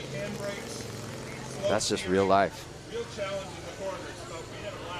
All right, great. And you got another Hudson, right? What's that one all about? I've got two others. I've got a So it looks like we've got our next class starting to slowly line up. We'll get word on who that is. Thank you, Harry. We see the 1188 bike Uncle Harry, man, out he's here. that rail car. I'm being told it's the brakeless 45. That's about it for that. We won't see that anymore. We got to give that some TLC in the pits. We're going to run this brakeless. Those are some boots right there. Final out here. That's the brakeless 45 class. They are. How long do you think it takes to lace up? Those look brand spanking new. Killer boots, man. He's new boot scooting. So who will join the 1188 bike? This isn't just a timed race. Let's get some competitors out here. Yep. Well, one thing I have to say is the hooligans are coming up right after this class. And I'm excited to see those guys bang bars. Yeah. You know, Ooh. Rubbin's racing. Chad Mata with an interesting idea pitch. Hot Dog Man on a bike. Maybe for that last hooligan race, we can get him out here? We've definitely already signed a contract with him. I'm actually representing him now, by the way. He's my client. So it's all got to go through me. Holy cow. I'm going to get my 10%. Believe you me.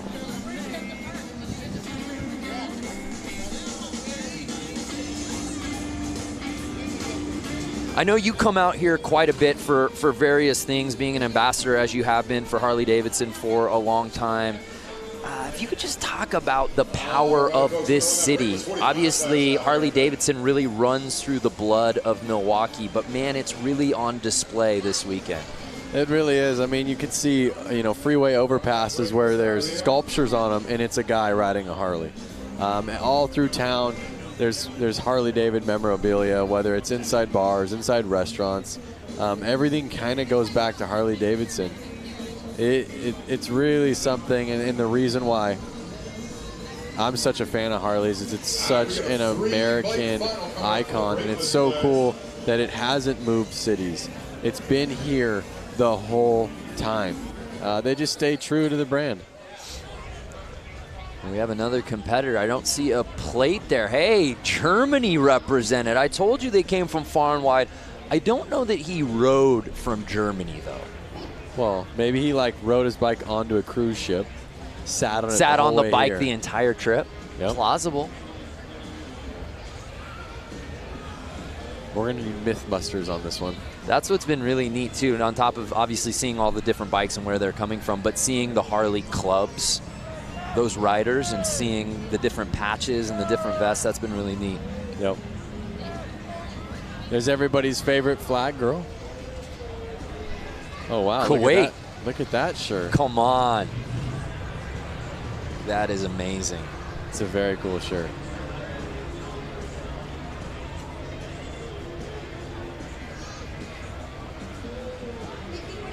Charleston, South Carolina represent. And as we're taking a tour of different fans watching here in attendance from different places, again, let's reset the question on Facebook. Where are you people watching from?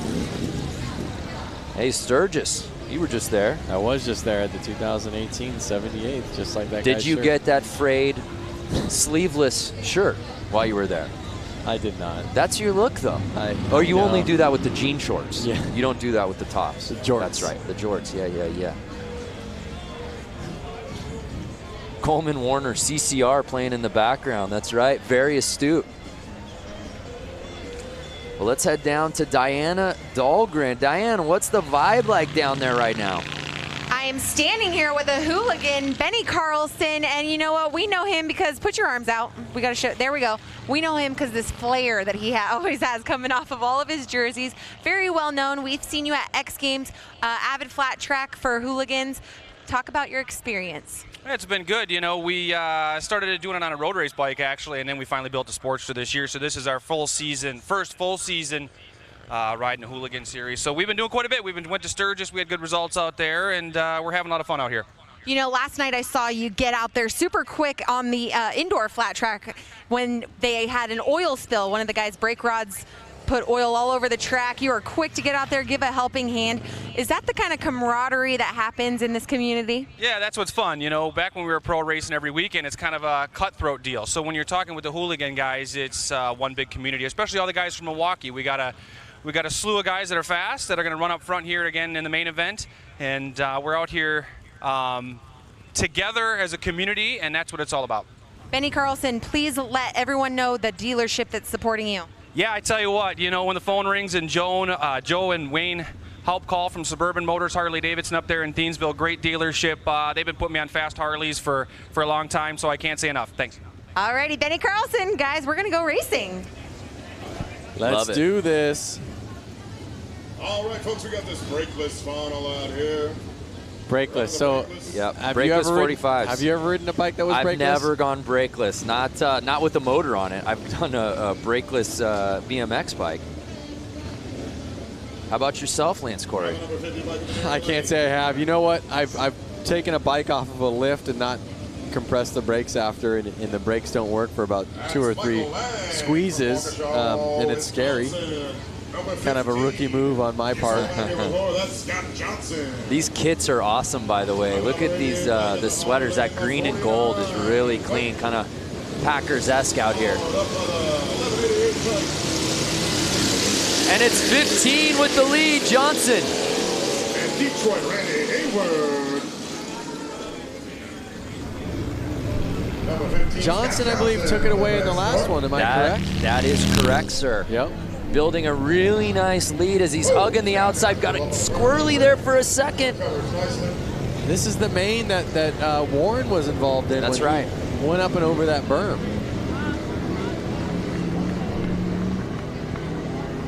There you go. And right now, Johnson just building that lead as he hugs that outside wall. I was just going to say, notice how Johnson's almost kind of riding the berm.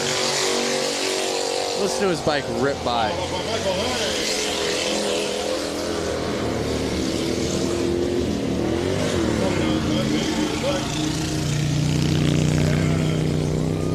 Detroit, Randy Hayward. Uh-oh, we got a bike stalled out in the corner. Well, I don't know if it was stalled out, but it was stuck. There he is. Yeah, 1188. What's going on with his bike? In the new boots. New boot scoop. Notice some of these guys like himself, they're not wearing glasses, goggles. I mean, you get one roost. Yeah, these are brave men. I mean, we're talking about sand here. Look at that, riding the berm. Yeah, Johnson just leaving no doubt about it. Whoa. Oh no! Just as I say that, he makes things interesting, but he's built such a lead, Lance. Don't speak too soon. Awesome shot on the straightaway there.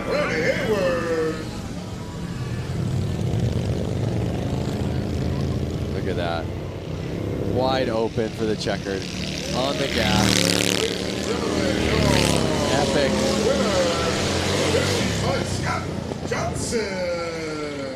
So Scott Johnson takes the checkered here in the brakeless 45 class. Yep. And he went out front and he owned that race. Yeah, there was no doubt. Got the whole shot. Rode outside early, and then there was no looking back. Let's take another look right out the gate. Just so much control right from the start. He had it in his eyes. He had it in his brain. I'm going to be the first one in corner one. I'm going to rail these corners, and I'm going to take home this checkered flag. Scott is a local, so, you know, did he sleep in his own bed tonight? Was he the most comfortable? Was he secretly training on these beaches? Big round of applause for Randy, everybody. Detroit. Yes. Nearly a 90-year-old bike. Yeah, just incredible. 1929. So awesome. So Scott Johnson, he did make it interesting a little late, but again, just had such a sizable lead. No one could catch him.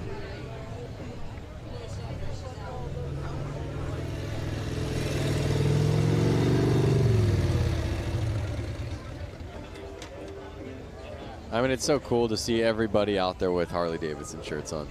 You know, I mean, it just shows you that Harley means that much to them. Yeah. You know, it's like all of these people out there, they have any shirt that they can wear, any shirt they want to wear.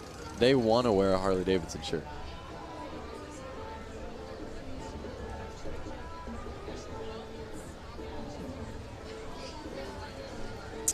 While we get this course maintenance underway, let's look back at this week. Diana Dahlgren went out to the Harley-Davidson Museum for a tour unlike any other. All right, ladies and gentlemen. Years ago, two friends, William and Arthur, came together to create Harley-Davidson. We are going to show you a little bit of the history, culture, and most importantly, the bikes here at the Harley-Davidson Museum.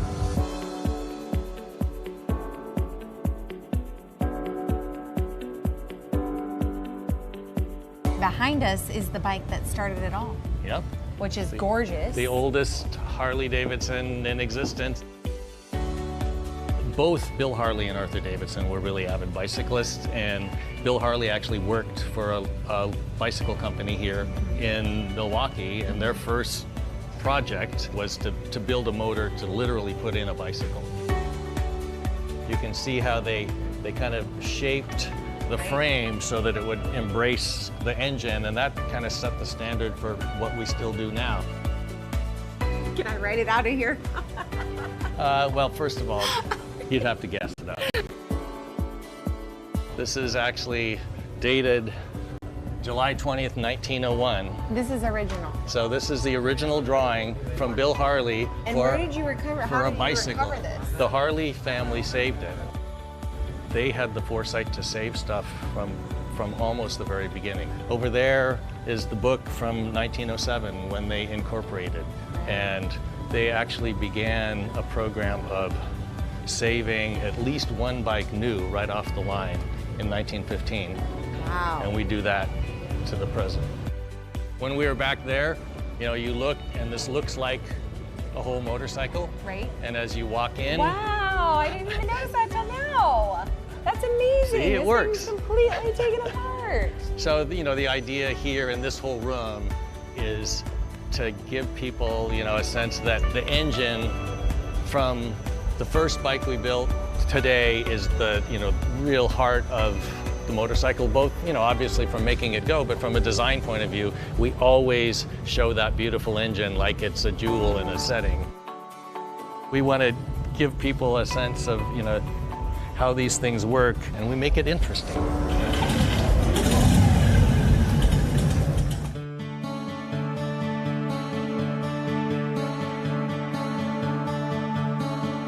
By 1920, we were the largest motorcycle company in the world and sold over 28,000. In those early decades, there were dozens, we think as many as 60 different American motorcycle companies. By the time we came out of the Depression, there were only 2 companies left. You know, the major turning point was World War II. Over the course of World War II, we made almost 90,000 military bikes. What kind of jobs in the military were Harleys actually assigned to? They were mostly, they called them dispatch riders. Okay. So they were taking messages from one place to another. Our story weaves in and out of the story of American history. this is the bike that this badass cyborg Arnold has to ride. Schwarzenegger. The real Captain America in the comic book, he rides a WLA. Right. The original didn't come with flamethrowers and Yeah, exactly. stuff like rocket launchers. Like the Terminator, one thing that's great is it's kind of, you know, it's not just like a car, it's a character. So Jim, we've walked around. There's a lot of stuff in this museum. Yeah. When you think about motorcycling, it's not just the bike, it's the black leather jacket, all the uniforms, and then all the things that people do to add to their bikes. So we've got, you know, just an incredible array of things to help tell the story. What do you hope each person that sets foot through this door gets? If you come into this place and you're a Harley-Davidson enthusiast, we're gonna stoke that passion further. If you got dragged along by somebody and you don't think you're gonna like it, you're gonna leave thinking, you know, that was actually interesting and I've never really thought much about motorcycling, but that's an interesting subject. There's something for everyone here at the Harley-Davidson Museum, that's for sure. That's the goal. Such an incredible experience. We encourage anybody out here that hasn't gone to the museum, I don't know why you wouldn't. Go there now. If you're thinking about, hey, I'd like to go see it, maybe do it. Go. You will not be disappointed. Hey, we've still got a couple more races to go out here, Lance. Up next, the Hooligan Main. I know this is one that the fans out here at Bradford Beach very excited about. That is for sure. These bikes have a lot more power than the other bikes you've been seeing out there. They're a little bit easier to handle. They have proper hand clutch, foot brake, foot shifting. So they are going to get a little bit higher speeds, and you're going to see these guys go wild. Well, let's go down to Diana as we continue to see the course maintenance happening. Diana, what you got? Yeah, I'm standing here with Scott Johnson. He just took the win on that last race. Congratulations, not only taking the win there, but earlier this evening. I mean, you're just dominating tonight. Thanks, I'm having a really great night. It's a really amazing track. How is the course, being that this is the first time this has been done in over 100 years? It's awesome. I mean, you couldn't really ask for anything better. It's like riding motorcycles on the beach in an oval, flat track style. They've been doing a great job preparing the track. Everybody out here has been awesome. It's nothing couldn't be better. That's amazing. Okay, so we got to talk about your crew because they were all yelling at us as we were coming out here. Let's send them a little love. Yeah, I'd like to thank my best friend, Junior's Cycle Products, Warren Heyer. He's like one set up my bike and always works on it. And my buddy Kendall, he does great paint and he's a really good mechanic. My buddy Jeremiah, who's in town to help out, and of course Harley-Davidson for throwing this amazing event. Yeah, Harley-Davidson. This is just this is epic. I mean, I hope people understand how completely epic this is. This just is blowing my mind every time I come out here and look at it, and that's happened 20 times today. So. That's right, completely epic. Doesn't even describe how amazing this experience is to be on Bradford Beach. I mean, like I said, over 100 years since the last race was contended here. So guys, we're gonna get ready for the Hooligan as soon as they get done doing this track. Are you ready to race? Yeah, absolutely. Scott Johnson. All right. Scott Johnson, by the way, if I'm giving out an MVP award out here for the Beach Brawl, I think it's Scott Johnson. He's had himself a day. Yep, and look at it. He's just like calm and collective over there. Here's a crazy idea. What if instead of just, you know, softening out this course, what if the rollers there you see behind the water truck, what if those guys went head-to-head and raced this course? We had a couple people on Facebook asking for that. I have no idea what the top speed is. I feel like they're going as fast as they can go. Would it be dangerous if they accidentally went off the course? Yeah, absolutely it would be, but that's part of the appeal, I suppose. Okay. So that way there's never really a course hold. When they go racing, let me know so I can get as far away from this as I can. No, you're calling it, my friend. So if you're just joining us, hopefully you stay with us because you're in for a treat. We've still got some huge races coming up. The Hooligan Main The TROG exhibition right around the corner as we get this course ready. It's the Harley-Davidson 115th anniversary celebration. We had flat track racing indoors last night at Flat Out Friday. We had a hill climb out earlier this morning at Little Switzerland Ski Resort. And we end our night out at the beach. All right, folks, we're wrapping up the track maintenance. We're sending these boys around for the Bradford Beach Brawl. And I believe that if the viewers watching right now didn't have an opportunity to tune in live to last night's flat track racing as well as this morning's hill climb, they can actually go through Harley's Facebook, find those videos, be able to kind of watch the times that they want to watch. Ooh, that is correct, sir. Yeah, so right now we're live. If you're watching the beach, we are very much live, but you can go back and relive the great moments from the weekend. Say you're a big hill climb fan, but you missed it. You had Saturday plans. All good.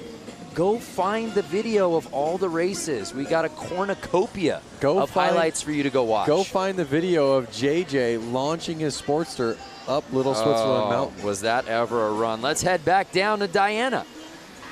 Hey guys, I'm back down here on the gorgeous beach, and I'm standing here with this very tall gentleman, Brock St. Clair. Did I get it right? St. Clair? Yeah. Yes. Okay, the only reason why I know his last name is because I thought it was the city where he was from. Anyways, long story short, we'll move on. Okay, Brock. Yes. We are here at the 115th anniversary. As you know, huge parties happening all week long. We've been together hanging out in the festivals and concerts and all these events. How has your experience been as the Freedom intern? Undescribable. I mean, it's been such a life-changing experience, and it's so much that it's really one of those things where right now there's so much happening. It's incredible, but I know that in the future, especially, I'll look back and be like, oh my God, I actually did all those insane things. But yeah, no, definitely amazing. And it's incredible to be a part of this anniversary and all the excitement involved. Let's tell everyone what the Freedom Intern Program is. Explain to everyone who's watching. Sure. So myself and 7 others were given motorcycles, given training, and we've essentially traveled the country and gone to motorcycle events, gotten invested in motorcycle culture, and captured our experiences, documented on social media, and had a really great time doing it. He forgot to mention that him and 7,400 other people in the world, 7,500 other people, applied for his position. Only you and 6 other people got it from all over the world. Tell us where you started for the ride home. I started in the Northeast. I was in Boston, and I met up with the crew in York, Pennsylvania, which is where the plant is. So we got to tour, and then we rode back with the crew. They were all great. It was super fun. And go through the rest of the Freedom interns. Where did they start? Or where were they riding this summer, I should say? Okay, so Tessa and I rode out to the West Coast initially. Alex was down in the Southeast. He started in Florida and then was all about, I think he went all the way out to the West Coast too. Has done like 11,000 miles. He did the Iron Butt Challenge, actually, which is 1,000 miles in a day, which is insane. Emma's out in California. Han has been up in the Northeast through Maine. He's from Ohio, and he's been really just all over. I mean, like, we've seen so much of the country in such a cool way. I mean, there's no better way to do it than on a motorcycle, so really awesome. Well, these 7 Freedom interns, they went through extensive interviews, and they were the lucky winners. Congratulations. Thank you for representing our brand, Harley-Davidson, in such a wonderful way, showing young people as well. He's only 21 years old, showing the young generation that they can take out a huge hog, a street glide, and roll it around the country, 14,000 miles worth, give or take. So thank you so much, Brock. Thank you to the rest of the Freedom interns. We hope to see more Freedom interns next year and the years to come. Hopefully at the 120th anniversary, we'll see some more, and we'll see Brock come with, hey, maybe a wife or kids. Yeah, we'll see. All right, guys, we're going to take it back up to you. Hashtag Find Your Freedom. That is such an amazing program. You know, I applied. Didn't even hear back from admissions. Yeah, because you weren't going to college, train a real intern. Oh, is that what it is? I think they said they were out of college. Or oh, that makes me feel better then. Why I didn't get in. I would love the job. absolutely. Hashtag Find Your Freedom. Learn more about it online.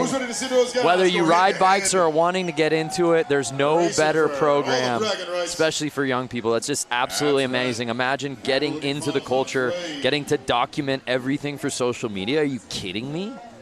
Be rad. Sign me A up. battle of man, machine versus sand. So the course looks good to me, Lance Corey. I feel like the show must go on. The show must go on. We have the flagger girl out there getting ready over at the starting line. You having fun? I see you out there. All right now. Look at those colors. Yeah, everything is just absolutely outstanding out here today. Weather's still so good. We've still got some sunlight to work with here. And as long as we got sun, we're racing. Yep. If your friends are calling you up,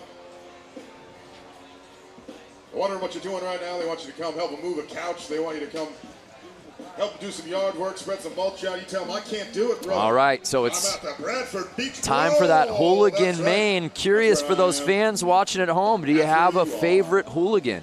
Do you belong to a hooligan club yourself? Be sure to tag Harley-Davidson, tag all that stuff, tag the Racing Gentlemen, hashtag Bradford Beach Brawl. Do it up, let everybody know where you're at. Make all your friends Lance, jealous. I know you being an LA-based guy, you're very close to so many of these Southern California hooligans that we've seen out here this weekend. I'm not sure if any of them really made it into the out into this one, yeah. Into the main. A lot of guys are coming out of the woodworks. A lot of good riders who you know, are 9-to-5ers. They're out there. Yeah, they are out there. They're actually coming on the track right now. The hooligan main event is going to happen. We are seconds away. They're passing me. I'm inches away from these guys. So talented, and a lot of these guys have competed in multiple events this weekend, guys. Talk about a few of these riders and all their talent, the talent field they carry. Diana, you've gotten a chance to hang with a lot of these guys you've interviewed, half if not most of them throughout the 2 days of action out here. They all just have such fantastic stories on how they got here. It's easy for fans to get behind and root for guys like this hooligan class, right? Yeah, that's right. And you know what? There are a handful of hooligans that didn't qualify into this event. I bet they're so bummed about it. But you know what? Like we saw, racing is racing. JJ Flaherty going down in the shaded area, you know, with one hand off the wheel bars. Anything can happen in racing. And that's the coolest part about it, is it always a surprise. It is always a surprise. So there you see the format for tonight's main. Big names here in this hooligan main. Of course, Danny Holbus, Benny Carlson, Joshua Young, and Hansen, and we're off! And again, remember, these bikes are faster and they're easier to handle than those old bikes. We're gonna see some fast racing here. And we're seeing more of the same from Hansen. We saw it earlier in his previous heat, taking the lead, going tight on the turns, and he looks like the one to beat, Lance. It looks like he's out there in front. He's not letting off. Looking back. But he's looking back. He's hearing footsteps. It's Holbus, 142, trying to make the pass. Riding that outside line. Is the outside going to be faster? We'll see on the straightaway. Does he pass him? He slingshotted that outside corner. Oh, shaking, baking his way past 33. Is he going to keep staying on the outside? Is that going to be faster? We'll see, and the strategy works, Lance. They are on the gas. Now can Hansen return the favor on the inside? Look at him. Oh, he's gone. Wow, look at how rutted it's getting. Even after all that course maintenance, Lance. These bikes are powerful and they are roosting. Amazing. 2 laps to go. But Danny Holbus has been primarily riding on the outside, and he's holding the lead. Notice Holbus on that corner, on corner 4. He's actually riding the berm. Look at how high up he's going. Look at that. He's getting up on the berm. Watch him come out of this next corner. That's not easy to handle that bike through that. Watch him come up on this berm right here. He went up. Yeah, he's riding up on the wall. And that's it. Danny Holbus winning the Hooligan Main out here at the Bradford Beach Brawl. After Hooligan winner, ladies and gentlemen. Hopefully we can get a replay of that pass. Yeah, that was awesome. That was the pass of the night for sure. Holbus takes the win, followed by Hansen and Mishler, rounding out your top three. I hope you guys can hear that, those engines ripping by our booth.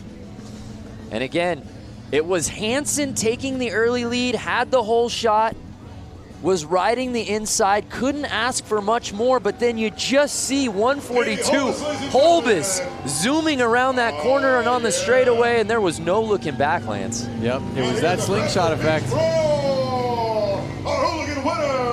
Look at these ruts, just squirrely. A well-deserved victory lap. Running around with a checkered flag, showing that pride that he just won. And these guys didn't just win this race. He had to go through qualifiers, heats to make it here. Oh, 100%. It wasn't just, oh, one race and you won. No, it was proof in the pudding that it took all day to get this checkered flag. And all day, that's an understatement. We saw him out at the hill climb earlier today. He's had a full weekend, right? Just like we've had, just like you viewers have had. And it's been awesome. So Danny Holbus taking the checkered flag here in the Hooligan Main, doing it in dramatic fashion. That's it right there, folks. That was his victory lap, winning that Hooligan class. That's exciting, ladies and gentlemen. Dan Mulder, 142, was riding the wall of death. Danny Holbus, that's right. So awesome. So a great win for Danny, a great race all the way around.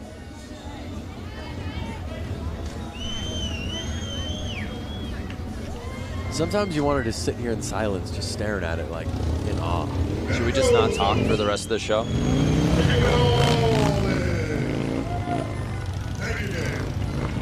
Hopefully Diana can get down there and get a quick interview with him. Reppin' Milwaukee Harley-Davidson. Danny Holbus. And let's send it down to Diana, who's with our winner. Oh, he said he had a funny story with me. But anyways, this is Danny. Big round of applause for our Hooligan winner. This has got to be such a special feeling for you here this weekend. Huge party happening, and you took the win for the Hooligan class. Yeah, I'm super pumped. I have so many friends and family here. It's been a super awesome day. I just can't thank everybody enough that's had my back. You know, all my friends, everybody at Milwaukee Harley, Fuel Cafe, WFO Racing Online, Blue Moon Customs, Von Zipper. I just can't thank everybody enough. I'm so happy. Like, I woke up this morning and we went to the hill climb and it was pouring rain and I didn't even think that was gonna happen. And it turned out perfect. Perfection. He rode the outside line for the win. Give another round of applause for your Hooligan winner, Danny Holbus. What an awesome race. What a win it was. I want to hear the story that he was teasing to Diana before he got the bike. We'll get that later, I suppose. But Danny Holbus, heck of a day. Saw him out at Hill Climb, performed super well out there. Made his way over here to the beach. Uh-oh, is this another Hooligan class? These are all a bunch of hooligans that I see. What gave it away? They're shirts that say Hooligan? But wait a second. No, I see. This looks like TROG up here at the starting line. So right now we're racing that TROG 45. These are the TROG 45s here. TROG 45 class, these are all. Our final race of the evening. Do you know what TROG stands for? Tell me. The Race of Gentlemen. The Race of Gentlemen, which makes sense as today's race is presented by the Race of Gentlemen. There you go. TROG. 2 and 2 together. You think that was a coincidence? But did you not really know? No, I just wanted to hear you explain it. We talked about it in meetings all day long. The race of gentlemen, TROG. Keep an eye on these guys. So this is it, the final race of the weekend here at the Harley-Davidson 115th anniversary celebration. These guys are about to give it all they got. In the finals of the TROG 45 class. Checkered flag girl looking at them, making sure they're all ready to go. And they're off! 6 bikes, our final race, oh no!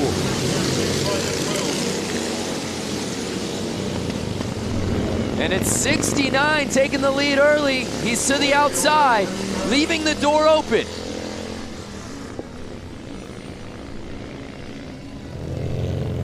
There they are again. Compared to the hooligans, these bikes are a lot harder to ride. Yeah. No hand controls, and not as good of suspension. A little bit slower engines. So these guys are wrestling. I'm hearing all the cons. How about the pros, Lance? The pros is the fact that they're riding bikes that are 50, 60, 70 years old, and they're keeping the dream alive. You know. So it's the bike 69 with a sizable lead. Something is really going to have to go south for him to lose this thing. Oh, Detroit, right here. Pushing that 29 Harley-Davidson to the max.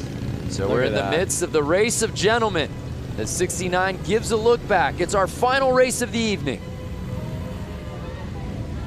On the gas, their hands got to be tired, their arms, their forearms got to be tired.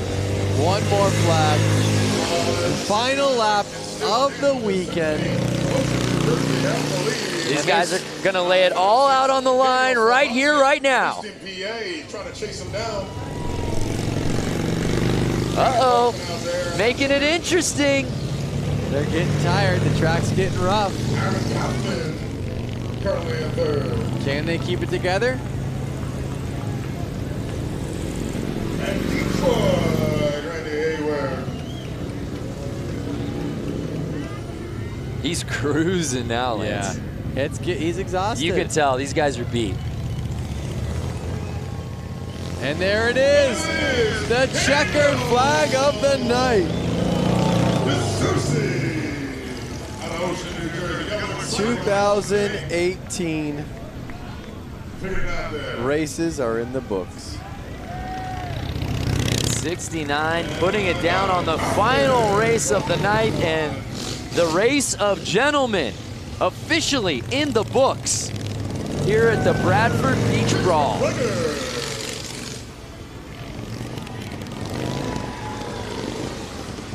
Harley-Davidson. Man, I could just watch this shot over and over again.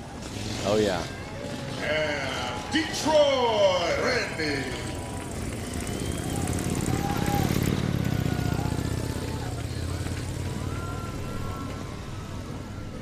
Look at that city. City of Harley-Davidson.